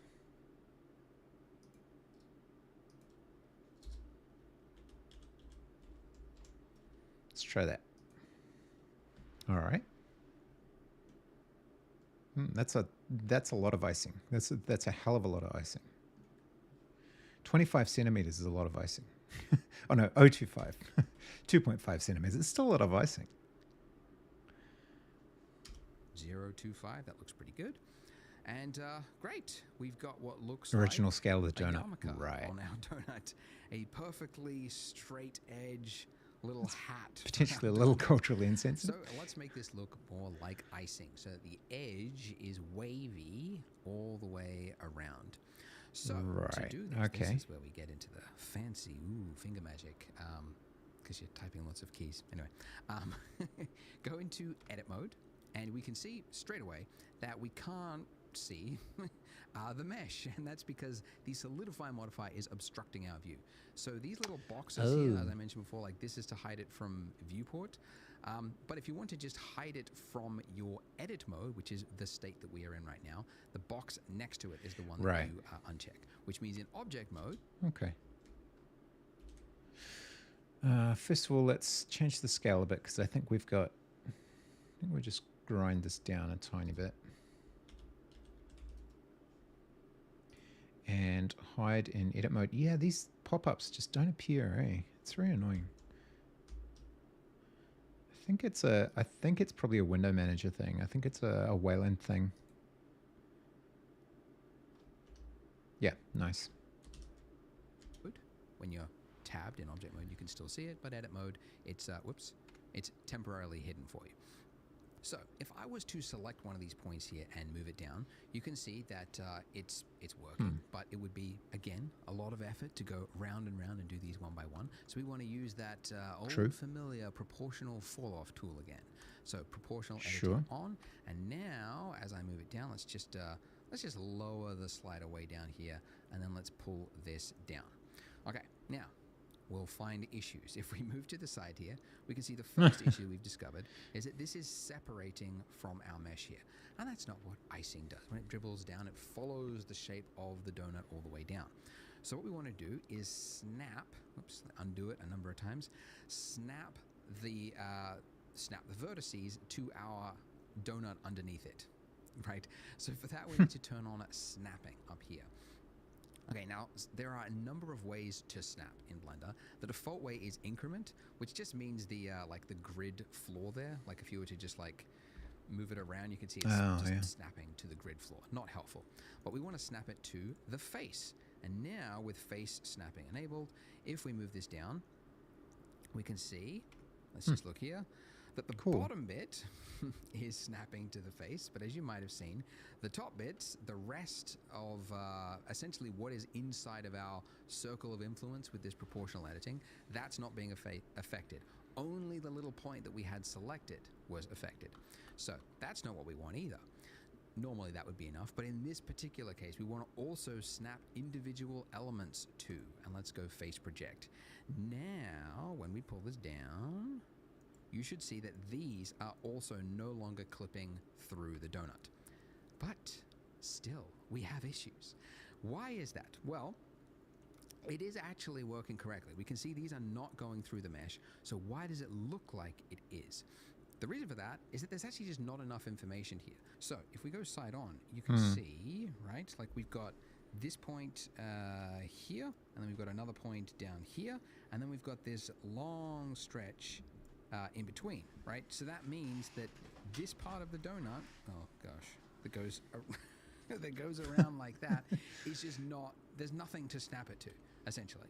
So what we need to do to fix this is just add more geometry. So these little vertices here, we need more of those vertices. So we need more resolution by actually using this we can do it with subdivision surface modifier. Because although it is a modifier, you can apply the modifier.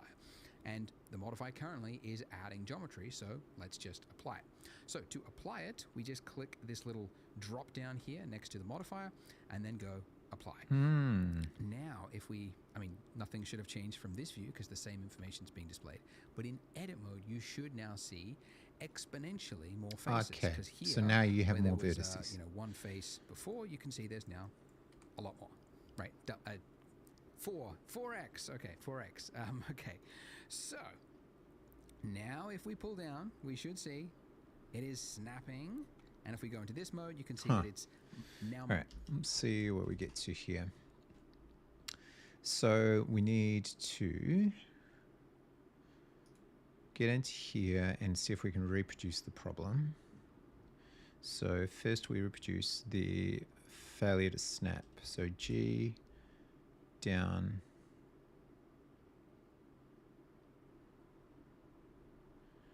Like, oh, hang on, we need the proportional thing. So undo O, G, yeah, interesting. Okay, yeah. And then we look side on. And it's quite weird. Okay. We use snap to face. Face nearest or face project? I think it was project, right?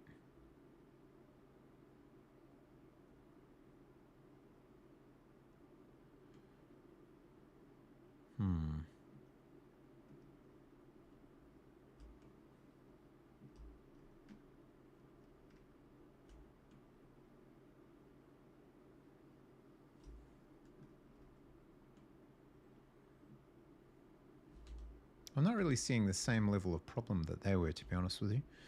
But let's follow through with it and apply this, which we can't because we're still on icing, right? Yeah.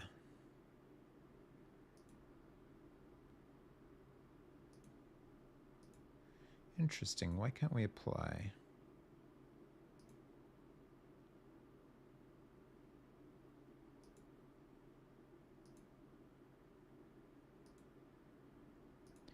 Curious. Let's go back to what they were doing. It won't just automatic. You have to move it again to snap. Oh, I see.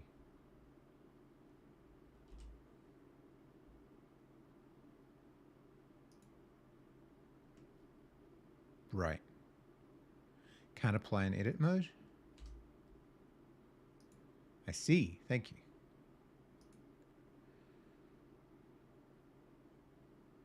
Interesting. So it just completely takes away the modify now because you've done it already.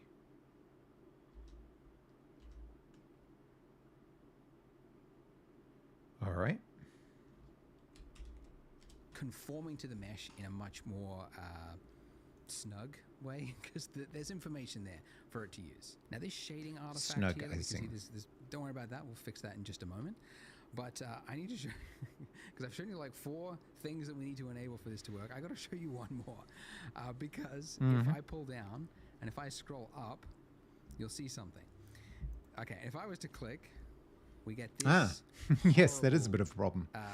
We're running out of icing. I've done this tutorial on enough, and playing it realizes there's changes. Gotcha. This issue that I need to call out specifically, because it seems to be a big point that a lot of people just don't know where to go from.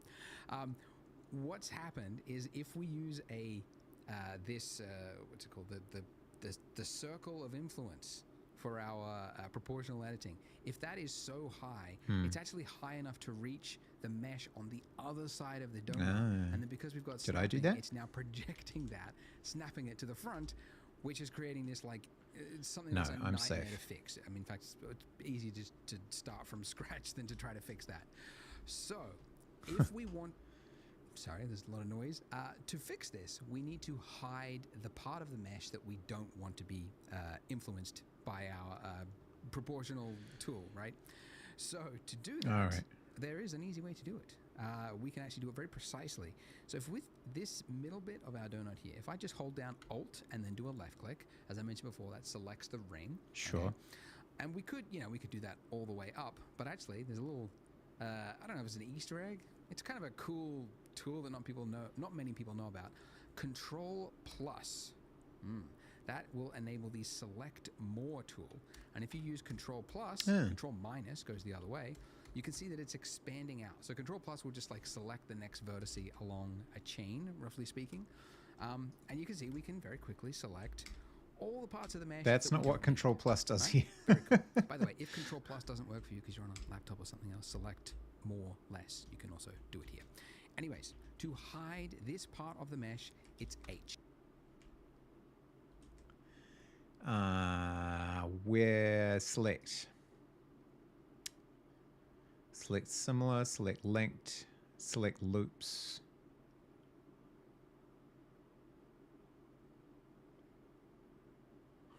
More or less. Control numpad plus is what he failed to mention. Okay. Yeah, don't have one of those, but that's okay. H for hide. So when you're in this state, it looks as though it's been deleted. It's very... Sometimes you don't know where part of your mesh, and then you forgot that you've got hide turned on. If parts of your mesh are hidden and you want to bring it back, it's Alt-H. So H to hide and then Alt-H to bring it back.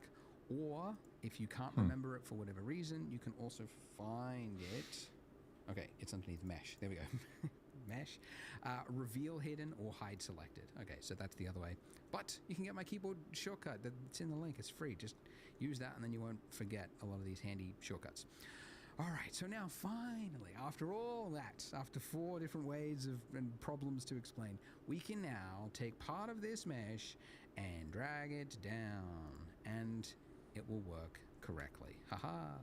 So now we get to now finally be an artist and go like, what sort of, you know, edge or you know. In my case, probably would never happen. I want to make this look like.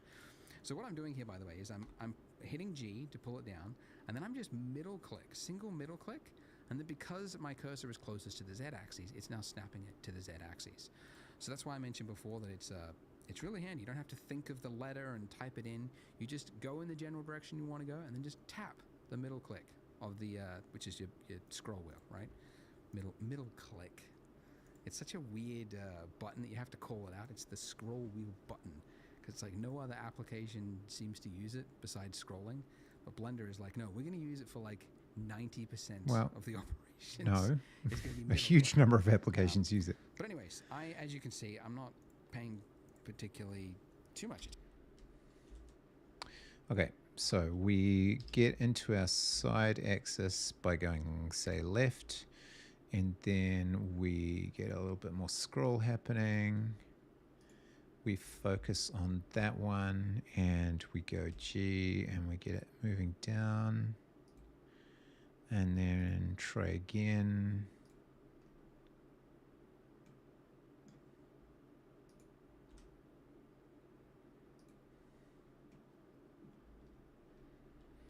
Get used to moving around the place.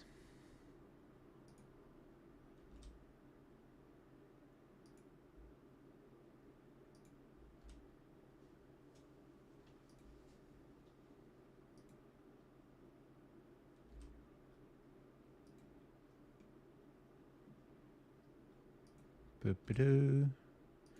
Very, very pretty icing. We're happy. We're happy. It'd be interesting if he explains how to do like smaller drips. Maybe if you turned O off.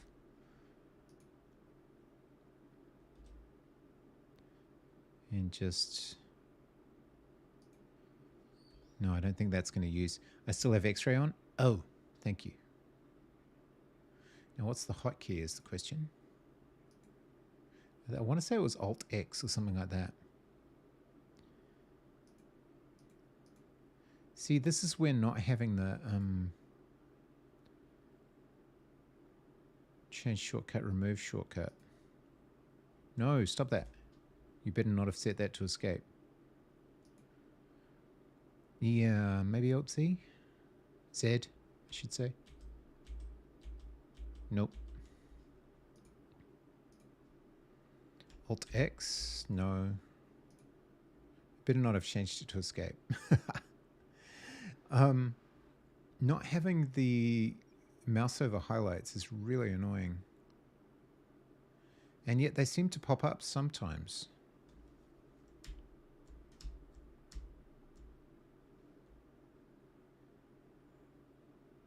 Select rotate core menu. Alt-Z on mine. Mouse needs to be in the viewport window. Yeah, maybe. Yep. That was it. Thank you. So smart. Okay, let's do that. Let's do that. Let's turn this back on. because obviously the other one doesn't work too well.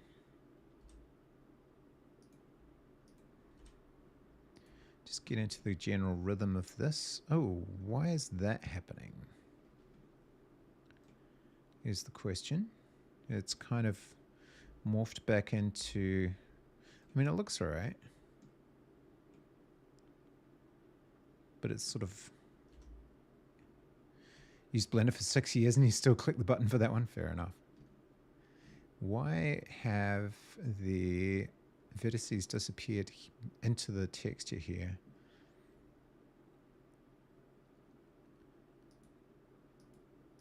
Oh, that's where we're getting some of this stuff happening too.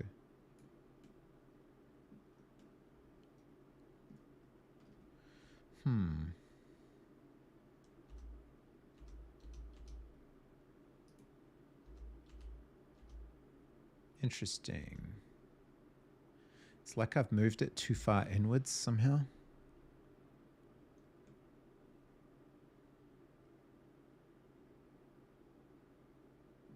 Like if I select this whole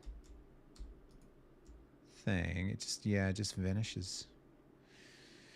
Can I hide the donut so that I can see what I'm doing is the next question. Like that. Aha. So just select that one, G, and move it along the Y axis, which I think is the green one. Just bring it out a little so that we can see the difference. Might have snapped to the inside. He went over that, but I wasn't facing that issue at the time, yeah. So we'll just bring it out a little and see what happens. And then bring the donut back. Ah, interesting.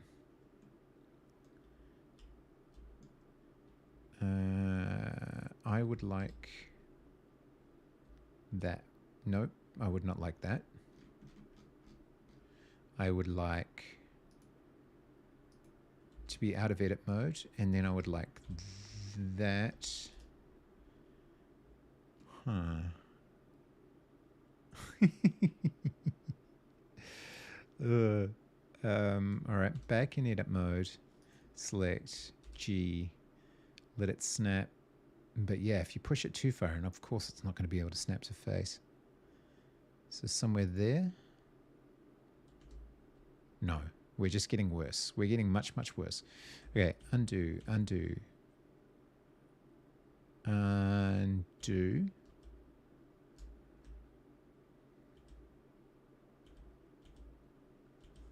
Yeah, so that's where we were.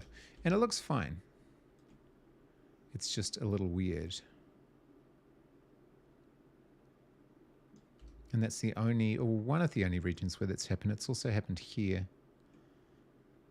But that's the worst one. Interesting. Okay, let us proceed. Attention to it, but I'm just making a wavy looking shape around it.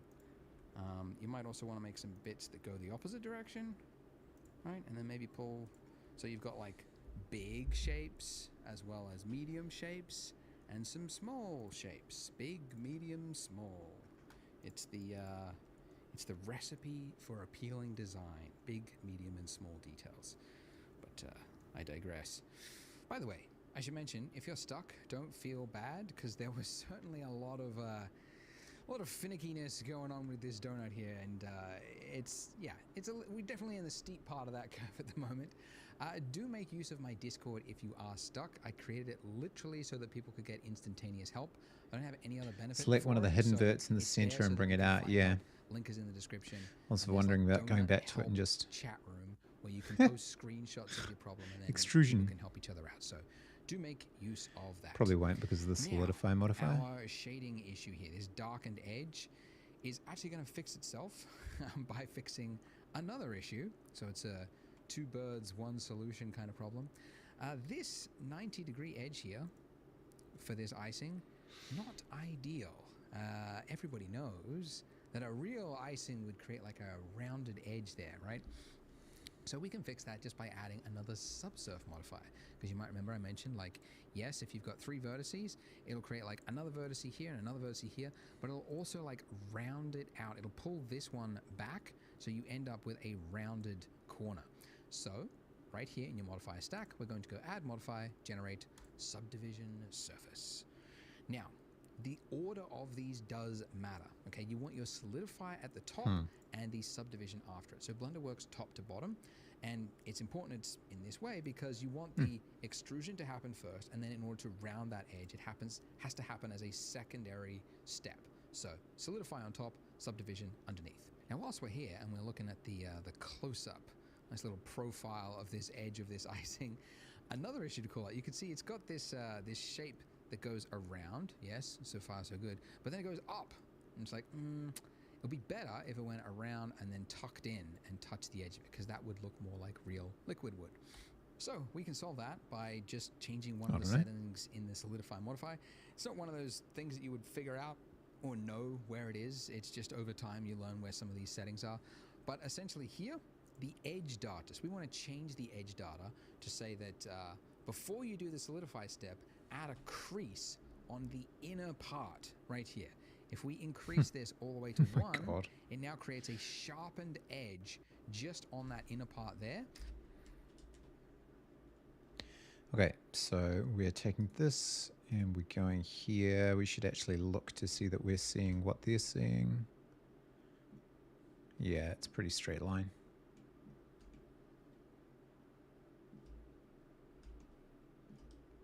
So we go here and we go generate and we go subdivision, and then just out of curiosity, yeah, maybe even a little better, and then crease. Okay, makes sense. So the rest of it is a smoothed edge, but the middle one, there's a crease, so it's making a sharp edge there. And it just gives it just a little bit more realism. Just looks a little...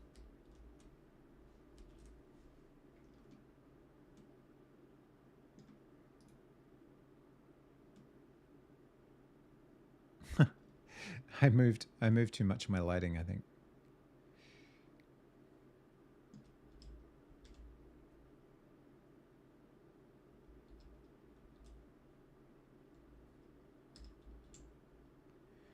Where is my light actually? Oh, it's way up high.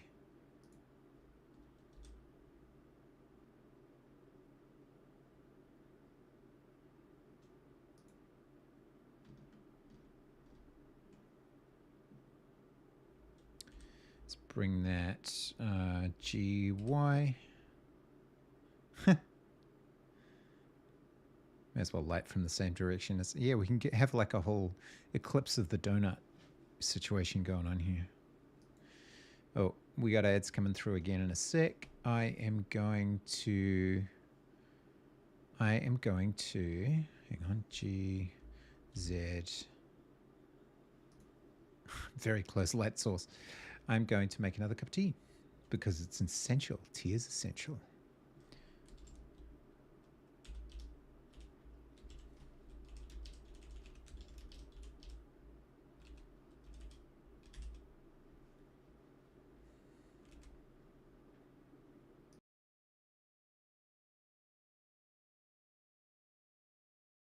Okay, that was a bad time to select PuppyCam because, yeah, Tilia's just conducting ablutions. Will be a moment.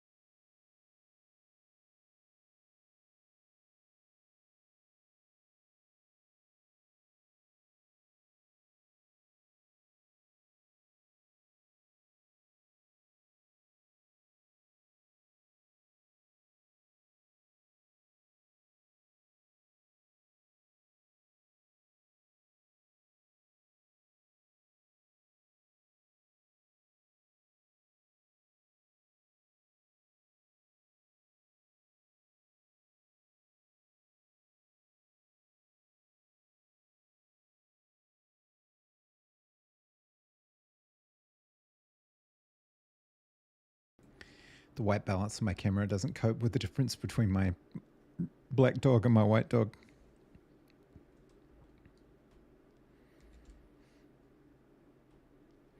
Okay, now.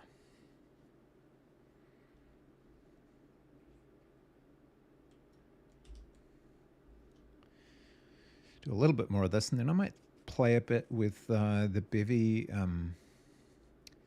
asset pipeline. There's a very specific workflow that uses Blender that I want to investigate. A little bit closer to what you would imagine real icing would do. Okay, now for the cool bit. All right, so if you look at reference of donuts, what cool right? bit? Yes, you've got these little wavy bits, but where the icing is really liquidy, it'll often break off from this wave here, and it'll create a trail that goes down underneath the donut, right? It just sort of drips all the way down. You have to go to bed. Hey, thank you so much for your help. It's been really useful having someone who knows what they're doing. The way we were doing it before. If we just took one of these points and then like dragged it all the way down like that, there wouldn't be enough information there, right? You can see you just get this like stretched look, and it doesn't look great, okay? So essentially we need to... Oh, you just had me real quiet. Yeah, have a good sleep, man. I really appreciate your help. So we need to actually like break this shape here and create a new shape that goes down. So we need to extrude. So if I select this vertice and then the one next to it by holding down Shift, I don't think I mentioned it, but yeah, if you want to select two things at once, it's Shift Select. Anyways, sure. So if we select two vertices like that, we want to extrude it downward by hitting E. So when you tap E, it's similar to G in that you're in a placement state now, saying where do you want to place this? So I'm going to move it down to, yeah, like about there where I want the trail to stop, and I'm just going to do click, left click, and it's now placed it there. Now, it's hard to see it, but... Where's DM in Discord? Yeah. See what it's doing. Oh, so no. Any help is awesome. Thank you so much. New face that's completely separate to what we've got there currently. And what this means is if we go to object mode, you can see it's not just like continuing this...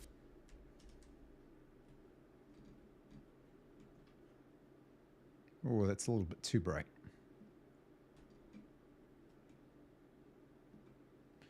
Am I still in that? Yeah, I'm still in the render mode. There we go. That's why I wasn't seeing the other things. Didn't realize that. Okay, good to know. Oh, I got a phone call. I am going to have to just mute everything.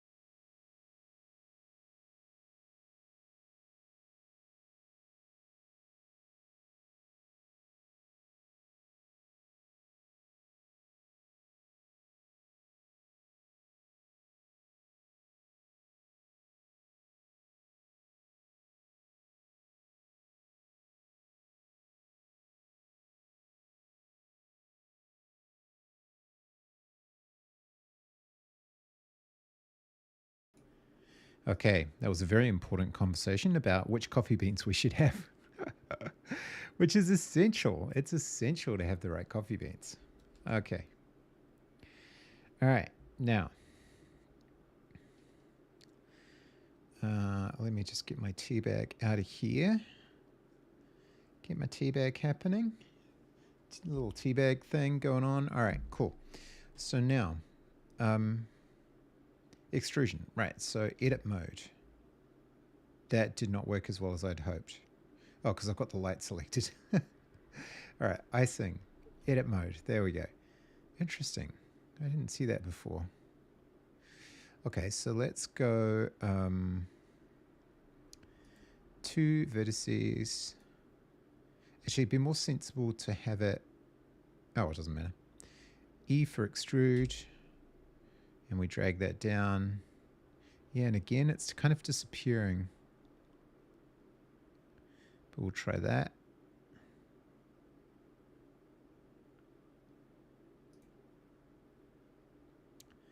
And then we go out of edit mode and we've got a little extrusion. Try again over here.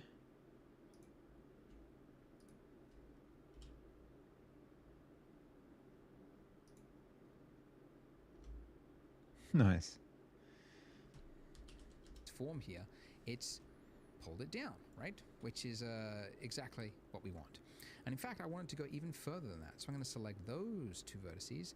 And I'm going to pull it down again. Ah, so you don't drag the same ones down. And the reason I've done this 1, 2, 3 is that this detail here is important so that it conforms to the shape of the donut. Yeah, I gotcha. So that's what the problem I was having before. So if I go back to this one,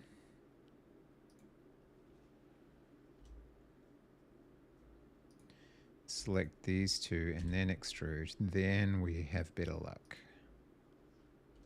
Yeah, nice.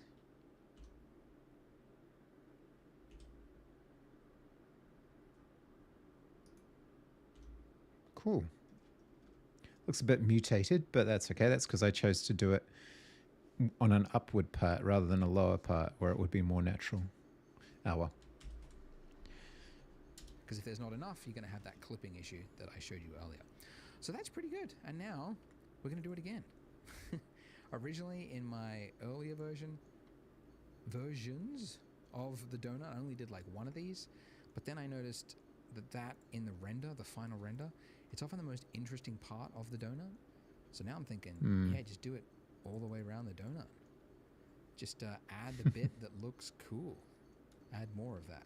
So here, so wherever there's essentially like a big dip is what I'm looking for. Like where the liquid would sort of build up and then like the surface tension there would be just too much and then it would break away. And it would go down underneath like that. And we'll do another one here, why not?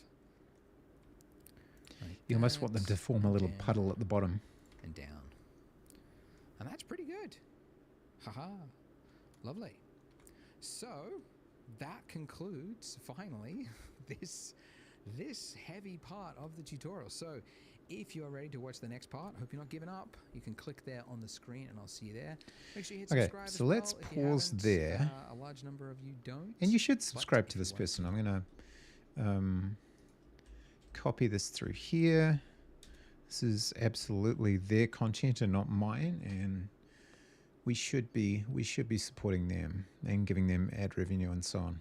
Mind you, 3.05 million subscribers. I don't think they're suffering, but okay. So now we want to know Blender Bevy workflow, because there's a very specific thing that we can use, and I want to find out more about that. Blender to Bevy components, editing, and export window. Biscotti, Chris is amazing. We should all subscribe to Chris. Super exciting because if you can't tell, and I will. He's a very knowledgeable Blender Bevy person, and this will be highly relevant, I'm sure. So we like this one. what I have here on the left is Blender, and what I have here on the right is a Bevy application. And this is a Blender coin, which I got from Kenny. This is also part of their platformer series down here. I just needed some models.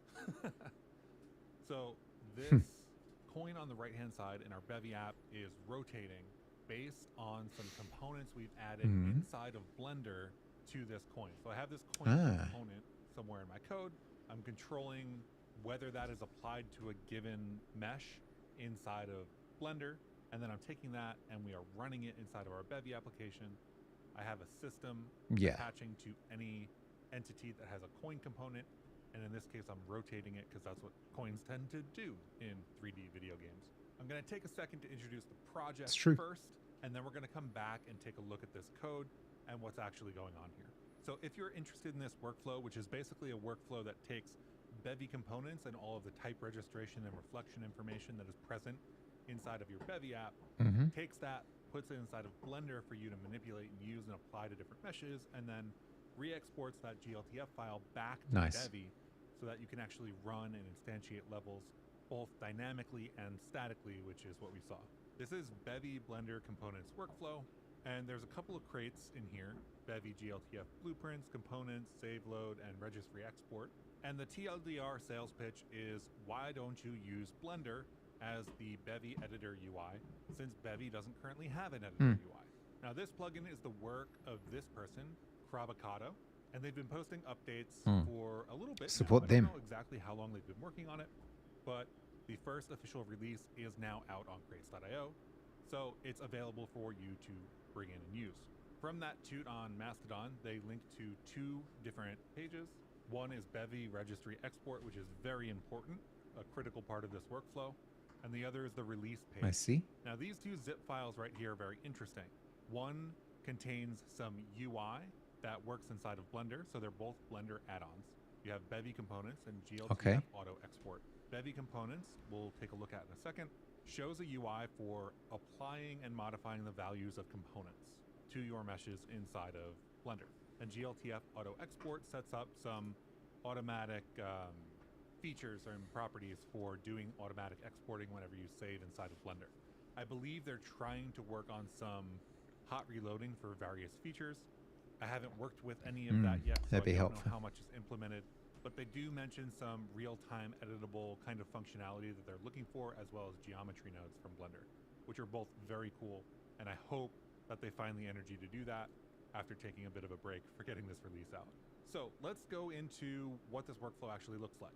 On the right-hand side here, we have a running Bevy app. We've got a light pointed in here that I spawned inside of the actual Bevy app itself. So that is just some random code in my setup function. You can see a point light bundle right here and a camera 3D bundle right here. You can do advanced things like set up your cameras inside of this Blender plugin. I didn't do that today. This is just my first run. I'm very excited about this. And then we've used Bevy Asset Loader to pull in that exported GLTF file. We've spawned that scene, and that scene has the components for each of the meshes in our level, or what I'm treating as a level anyway. And that is the coin component here and this rotation system. There are a couple of different, make this a bit bigger while we're talking about it. There are a couple of different dependencies. There's obviously Bevy 0.12 is the currently supported release. Bevy Asset Right, Loader let's is start what I'm using. there. So Bevy Asset Loader, which I've already got, Bevy GLTF components, and Bevy registry export. So this is Bevy 12 back there. This should be Bevy 14. And what I've got is a project I set up with the Bevy Quick Start, except it's my version of it. So it's got Bevy Asset Loader and Leafwing Input Manager plugged into it. So it's also the default values because I haven't changed any of the naming, but I will. So now we've got cargo add, what did we say? Bevy GLTF components.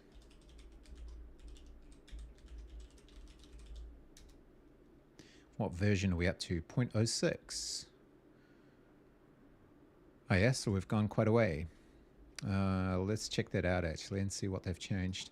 So Bevy GLTF components. BlendV. Oh, that's right. I forgot about BlendV.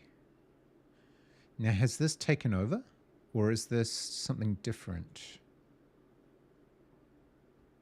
This is something different, I think. Maybe?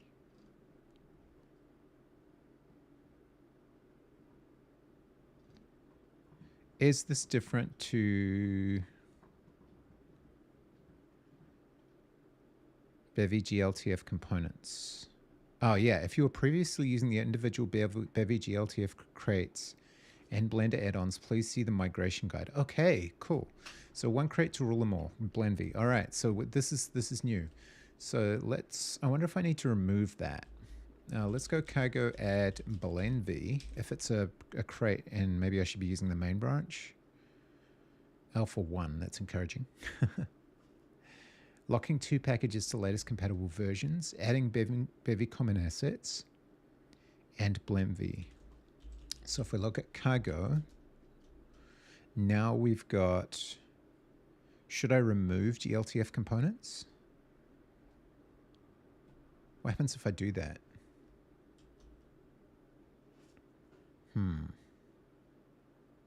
What happens if I remove cargo, remove BlendV and Bevy GLTF components? What happens if I then add BlendV back? Oh, whoops. Cargo BlendV. All right. It will not edit. Okay. Good, I think.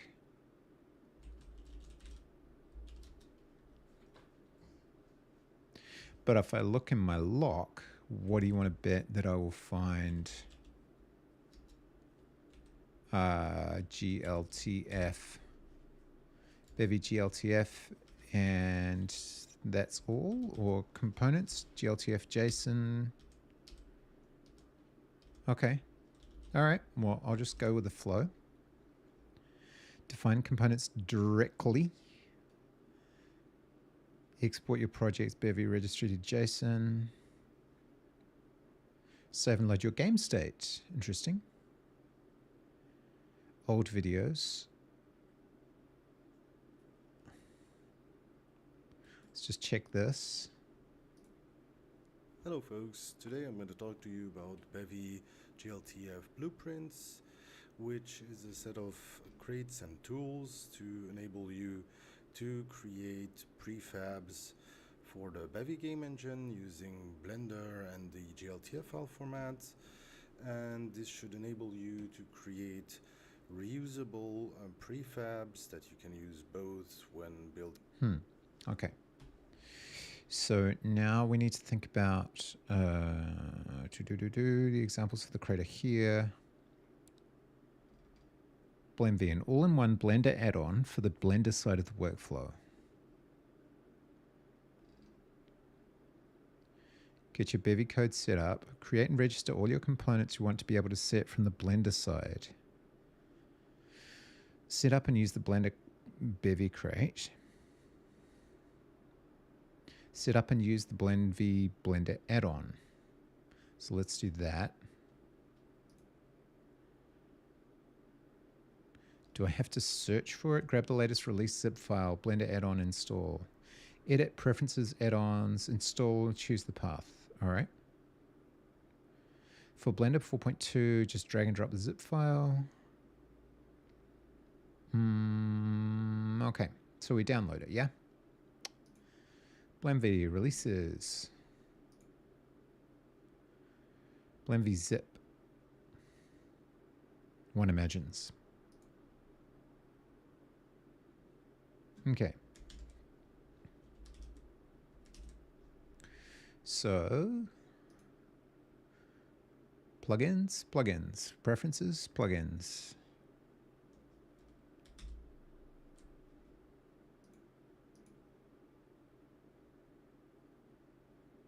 Edit, preferences.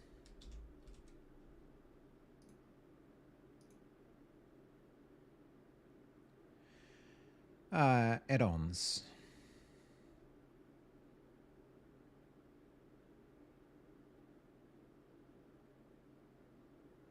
Or extensions? What's the difference between an extension and an add-on?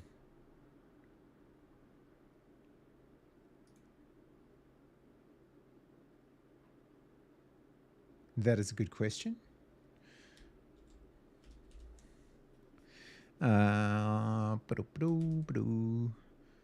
Click on install. We have an install.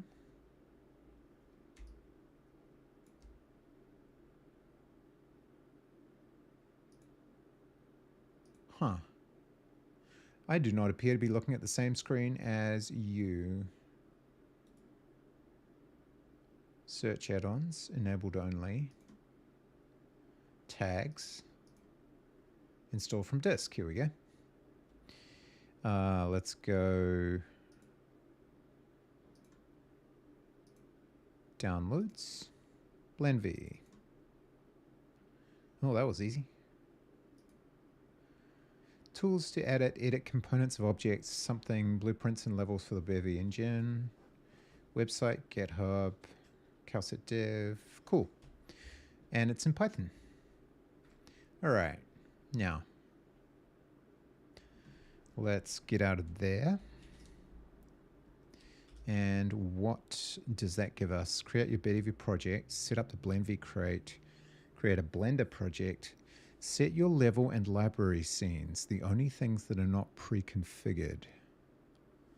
Okay, where do I get BlendV options from?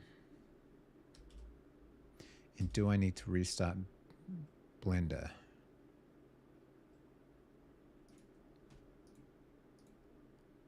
Possibly. Let's try it. Let's save this first of all. And exit. We'll restart.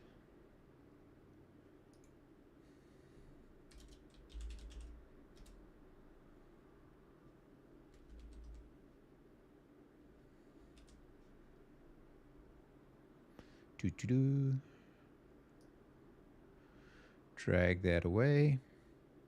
Beautiful. Yep, the other human is home. The dogs are very happy. Then we go open. Open recent. Donut blend. There we go. And do we have anything resembling plugins that might include BlendV? Where would I find it?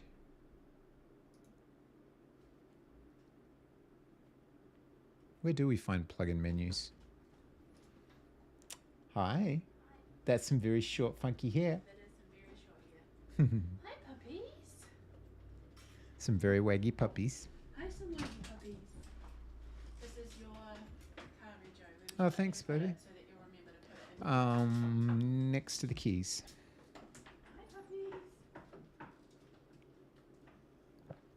Okay, let's see. Where would I find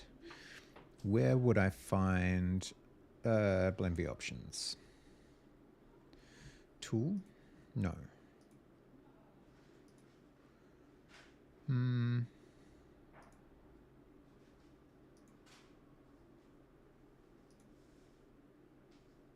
Donut.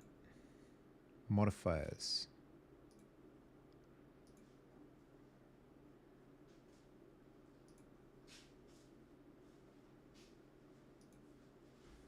Okay, I need more information. Give me more information. BlendV. Doesn't really show me where to find that stuff. Hang on. Item, tool, view, dev, BlendV. I've got a popularity board. It's got treats in it. Hilarious. Oh, her ear is up on the shelf. Yeah? Yeah, he's had his. Oh, okay. Okay. So where item tool view dev BlendV. So let's look. Item tool view BlendV. Here we go. Yay. All right. Root folder. Cool. No library or level something scenery scene is required. Feels like we haven't got enough horizontal space for that to work properly. Please select and add at least one level scenes, library scenes. Okay. I would love to, but I can't. Main? No? Level scenes, library scenes. Reset settings. So how do I... Materials folder, animations folder, levels folder, blueprints folder, assets folder. Okay, so let's select the root folder for the project. Is going to be 3. Yeah. The assets folder is assets. The blueprints folder will just make blueprints. Why not?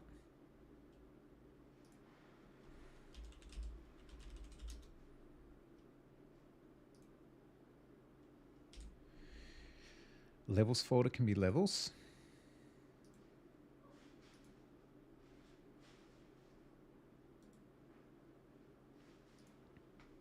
Oh, unless this is supposed to be within the assets folder, which might be the case, right?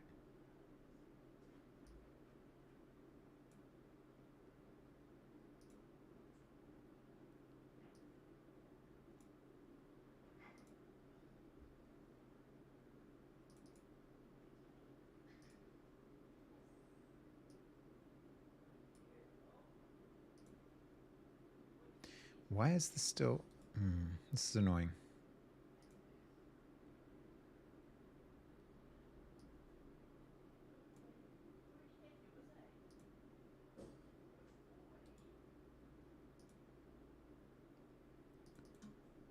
Models, audio, textures. All right, so let's just create them here.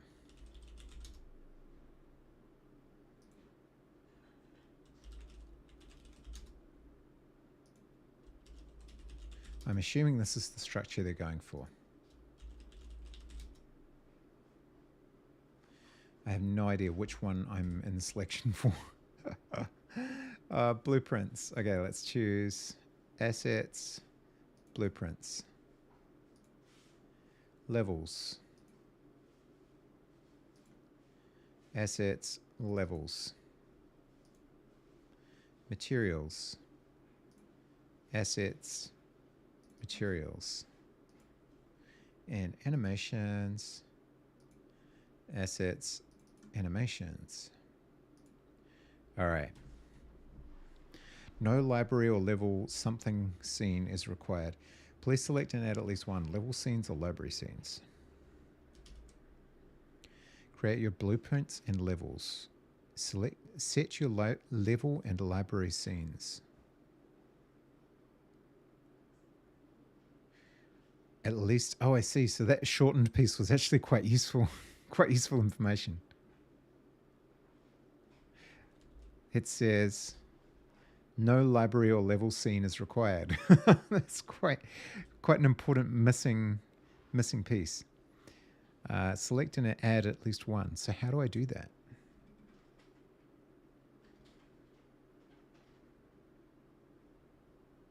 Maybe I should watch more of this video. Maybe it will tell me. Load in the GLTF files in an ergonomic way, and then only spawn this, when we're actually ready to spawn the GLTF file that we've loaded. We're using Bevy GLTF components and Bevy registry export. The first step of this workflow is Bevy registry export. We set up this export registry. I do actually need to choose the 3D feature for asset loader.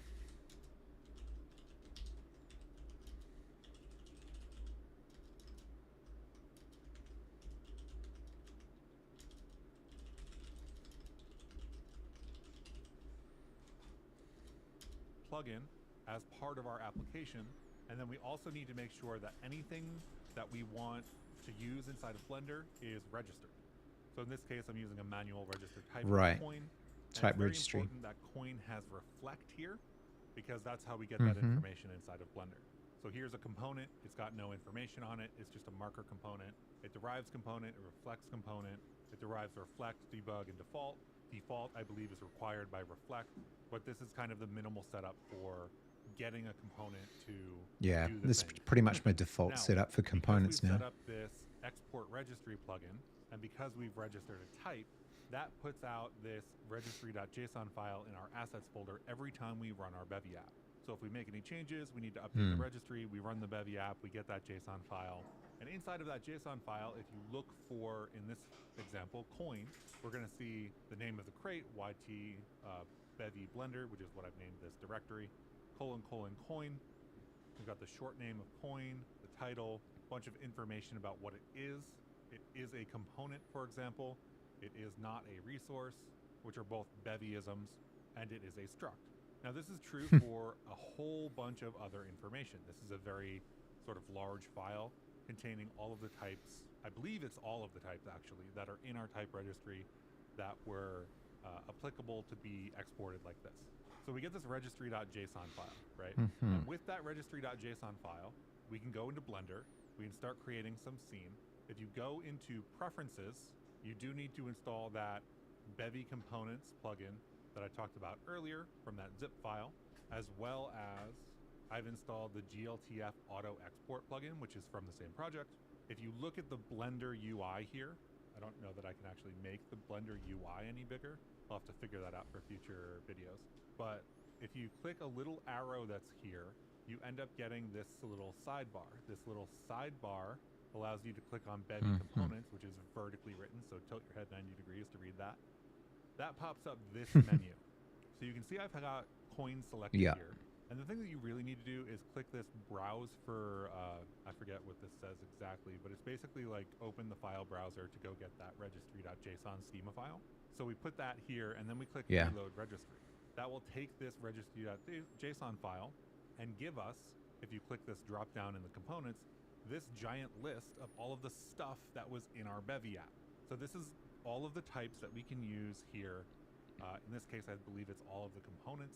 This is everything we can apply to our mesh. So let's say I wanted to add an AABB bounding box to this coin. You know, obviously you want to collect coins, you can do that. I select AABB, I click add. It gives me the different values that I would need to set up for the AABB bounding box. And you can also see this coin marker component that I've already added. So I don't need the bounding box right now. That's not what I'm doing. So I'm going to delete that. There's a couple of other functionalities. You can copy and paste sets of components across different meshes and stuff like that. There's a whole blueprints system for dealing with sort of collections of meshes inside of Blender and things like that. All very cool stuff. But the core functionality, you take that registry file, you put it here, you get a list of the components, you set those components here, you can set any of the data on those components, and then this coin now has that component on it. So if you have the GLTF auto export, it will export when you save, or you can, you know, go in here and do file export GLTF, either GLTF auto export, or if you want to be manual about it, GLTF. In this case, I've got this level.glb, and now we're ready to load this into our Bevy app. So we exported all the type information into the JSON file. The JSON file got loaded into Blender. That allowed us to attach our components with the values that we wanted to give them, do our level editing and whatnot. This is a very simple level, but you can imagine something a little bit more complicated. Then we come back into Bevy. We take the Bevy GLTF components crate, add that plugin. In this case, I've also added Bevy asset loader, which will load our GLTF file, in this case a GLB file, the same thing. And then when that loads, we'll run the start level system. We also have this rotate coin system. That rotate coin system is querying for any entity with a coin component and getting the transform for that. So you can changing their transform. The Y rotation. That's how the coin is actually getting rotated around. Bevy asset loader loads in this level.glb from our assets file. It creates a handle to a GLTF. Our start level, so after everything loads, start level grabs those level assets, grabs all the models that are the GLTF that Bevy knows about, spawns in a point light bundle because I didn't set up any lights inside of Blender, so I had to set that up inside of my Bevy app. I didn't set up a camera inside of Blender, so I set that up inside of my Bevy app. I get, based on the handle for the level, the models, that goes into my GLTF. I wonder how that camera translation from Blender to Bevy works. Use that to spawn the scene bundle. In this case, it's scene 0. We gave it a name, level 1, and that's it. The coin that gets spawned as a result of loading in that GLTF file that we got from Blender with the additional metadata is now spinning because it has the Bevy component on it already. We don't need to write our additional system to go try to target mesh as it's loaded and attach some component to it or something like that, which you totally can do. Oh, that's cool. But it's a little bit more complicated. So overall, this is super exciting because it is a round-trip workflow for working with Bevy and Blender in a way that seems more productive. I really appreciate the piece of Bevy that lets me write any code and target any GLTF mesh and do things like that. But if I'm building large levels, I want a level editor. And using Blender as that level editor is a really powerful tool. It's a really and I think Chris has also done a whole bunch of work the way things look, the way things are since then on 3D games, because he's been publishing a series on his streams. So I hope I've inspired should really go and look at some of those. I will say the documentation. So I'm never awake when he streams. It's really annoying. It is the first release. I expect that to get better over time. Maybe. Okay. So thank you, Chris. I appreciate that. Let's see if we can actually implement this because I'm a little confused about this business of needing the level scenes and the library scenes to work.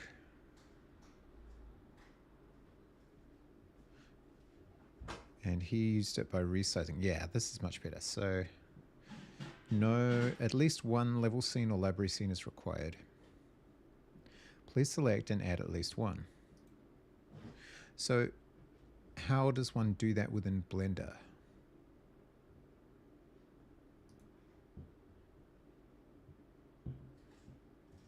Let's find that out. Blender level scene. Level scene in 3D model, and then export. Level design in Blender workflow. Save your scene as a USD file. Nah, this is, wait, scene properties. Allows you to use the scene as a background. Oh, bright lights, sorry. Thank you. Scene. Properties, scene.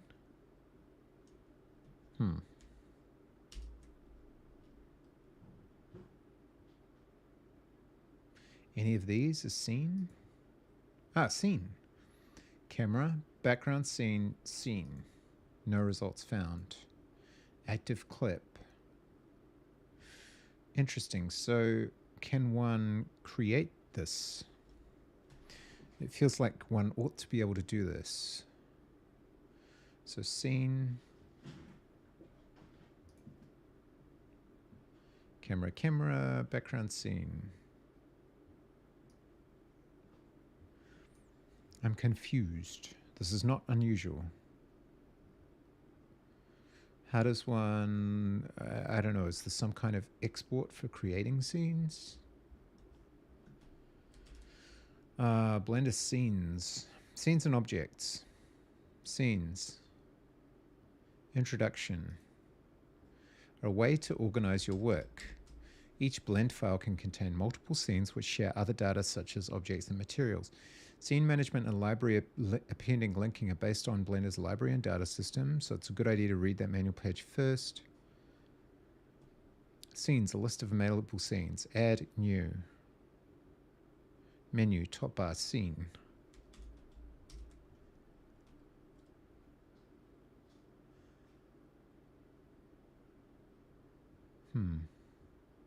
Scene.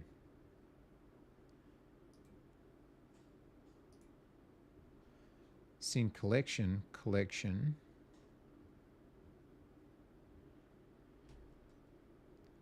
The fun guy, the real. Hey, I was called here by the Blender gods for I'm a Blender user. Thank you. The Blender gods should thank you greatly. Hey man, after your suggestion, I've started practicing Golang by building projects. Nice. So far it's going well. Thanks. Awesome. I am pleased to hear it. And yes, the fun guy, the real. That is definitely a thing that I am needing is Blender help. But I'm just learning about scenes, or trying to learn about scenes. Because apparently there's an add new. What about this? Scene. Nope, that's not helpful. New scene. Aha. Hi, Hello. Michelle. You again? Any other half-dirty towels anywhere that I should know about? Not that I know of. Yes, that one. Not that I know of, except the ones sitting next to me. Yes, that one. Thank you. Okay, new scene. Scene collection. Scene 001. Let's try to give that a better name. Oh, I see, but have I just replaced the scene I was in? I have, because it's gone away. Scenes. I see. So I just hadn't named it, basically. So let's remove this scene, and then give this scene, persist this scene in some way, presumably. Library override. View. The reason I need it is because I need to be able to select this. Oh, so scene is just called scene. Okay, good to know. I guess this is the level scene. All right, good to know. What are all these?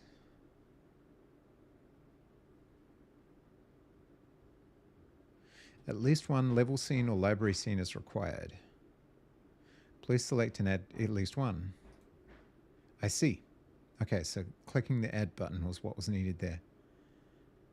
All right. Okay, this is good. This is good. This is good. Now we save. And now we need the bevy side to be set up. So, let's try that.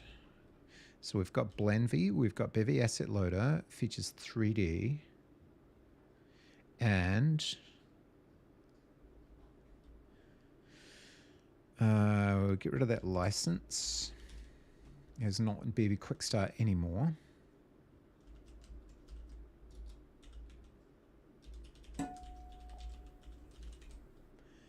Hey, thanks for the follow, Santa 247742.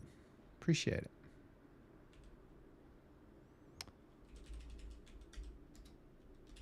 Where else have we got Bevy Quick Start? Just real quick. Don't need the README, the index, change in tag. Actually, we could remove the docs directory. That would help. And we'll probably kill off the README as well.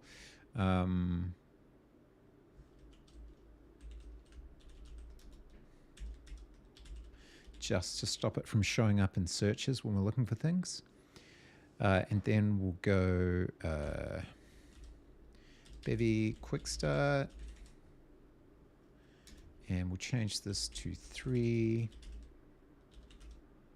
Bevy Quick Start.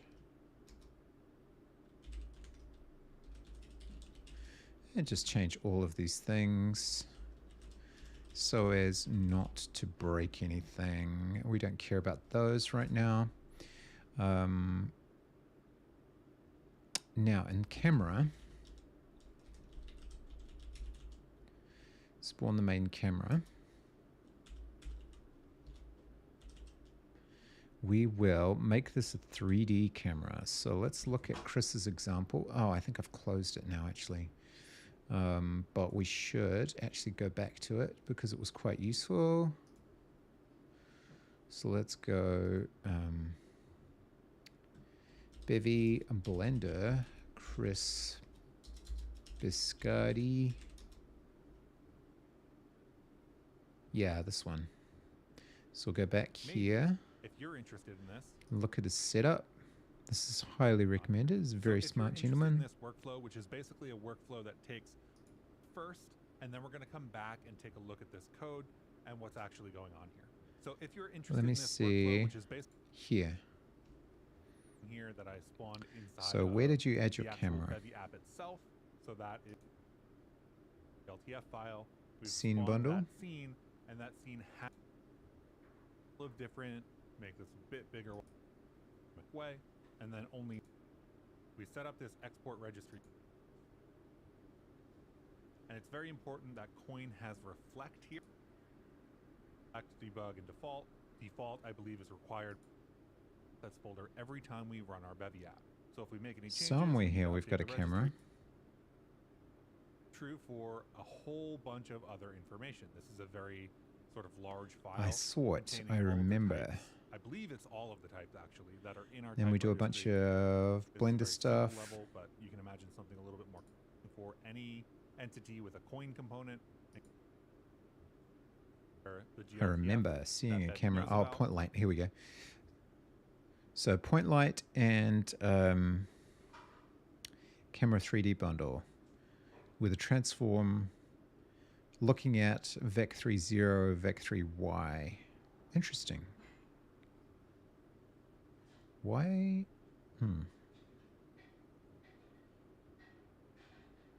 All right, well, we can change that. So let's go. The only thing is, can you have an additional camera in addition to the UI camera? Can you have 3D camera? Let's find it out.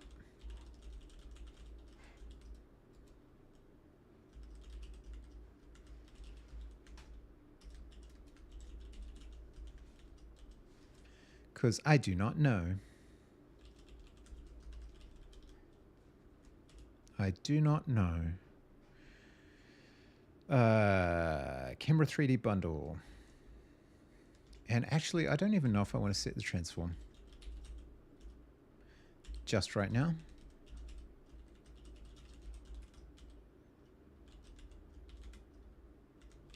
I just want one to exist. And I want to see if I get an error. I don't know about point light yet. But why not? Although he has set up transform, I'm not sure. We can play with that if we don't see anything. First of all, let's get the rest of the BlendV install done. So set up and then use the Bevy Create.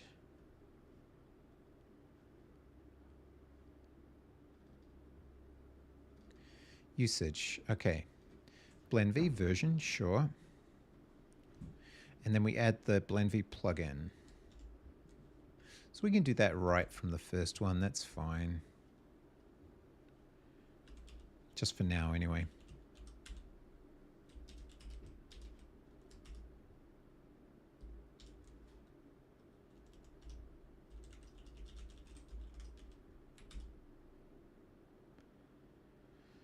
Okay, and then blueprint info, which we can do using Bevy Asset Loader.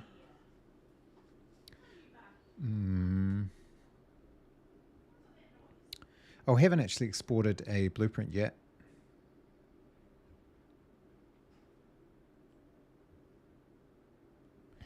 So that's where I would want to see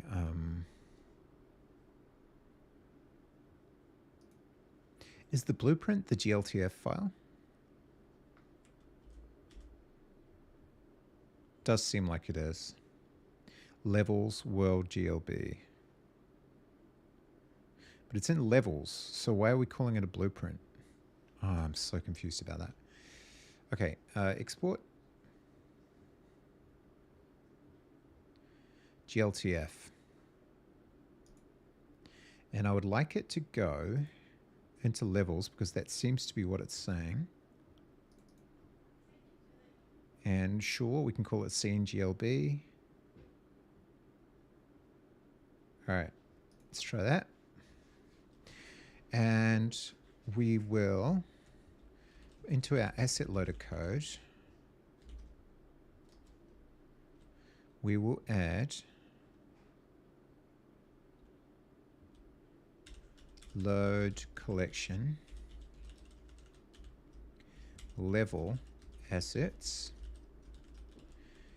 and then we'll go derive asset collection resource pub struct level assets, and we'll go asset path equals levels. Is it levels or level?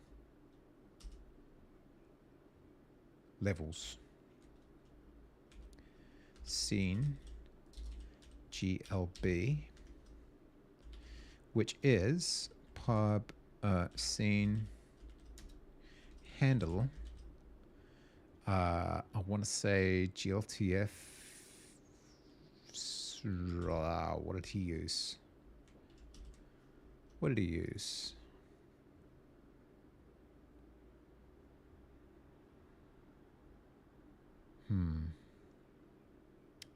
Spawns in a point light bundle because I didn't set up any lights inside of Blender, so I had to set that up inside of my Bevy app. I didn't set up a camera inside of Blender, so I set that up inside of my Bevy app. I get, based on the handle for the level, the models, that goes into my GLTF. Oh, and a scene bundle. Here, it's a shared reference to a GLTF. We use that to spawn the scene bundle. In this case, it's scene 0. We gave it a name, level 1, and that's it. The coin that gets spawned as a result of loading in that GLTF. Did he link his repo? Ah, yeah. Let's have a quick look here. This was 6 months ago, back in Bevy 12. So we go source, main, asset, rotate coins, asset collection resource, level GLB, handle scene. Okay, interesting.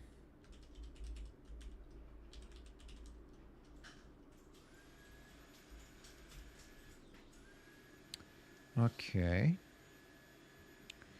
And then the spawning.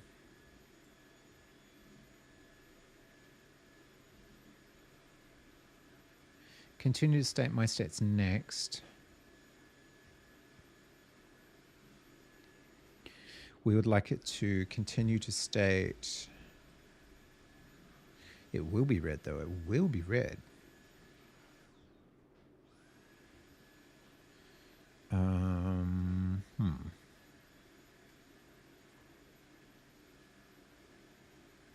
Continue to state screen title. Okay, so we should have loaded the scene by the time we get the title screen. And then in the gameplay screen, which I think doesn't do anything much at all. By the way, does this even run right now? Probably not, right? Oh, it does. Okay. So World Inspector and... oh, we got... yeah, camera order ambiguities detected for active cameras. Right. Exactly one entity spawned with a given order for a given render target. Ambiguity should be resolved because either one, multiple active cameras were spawned accidentally, or two, cases where multiple... all right, so here's my next question. Can we just spawn the 3D camera and have the UI still show up? So let's get rid of this and see what happens.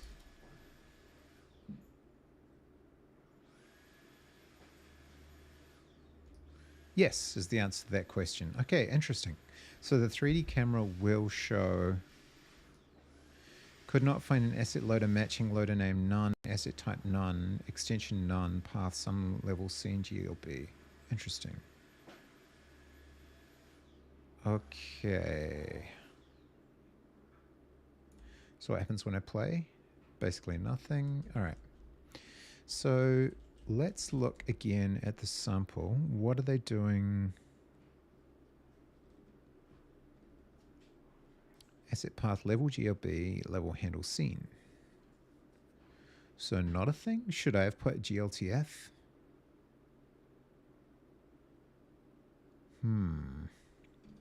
Let's look at the loading code, add loading state, add state, add plugins, export registry. Oh, components from GLTF plugin. I think I just needed to add the BlandV plugin though, right?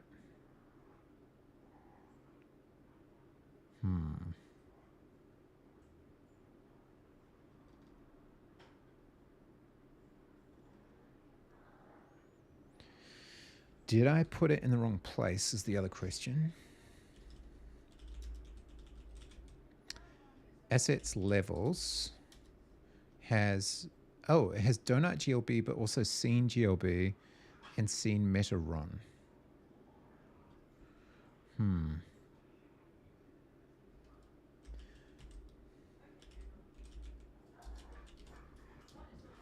Okay. Good to know.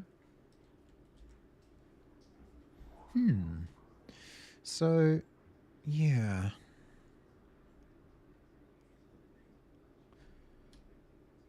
What's the time? Just after heading towards 5 o'clock. Now we're heading towards 3 hours of stream.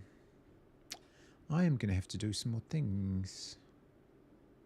Thinking I might call a halt there and do some more reading offline so I can get the sample working. Is what I'm thinking before I have to run more ads, which I really don't want to do. Let's see who I can raid into. See what our team shout out shows up. I think I already shouted out Rossum Tech. Let's raid back into Fel because they came and visited earlier.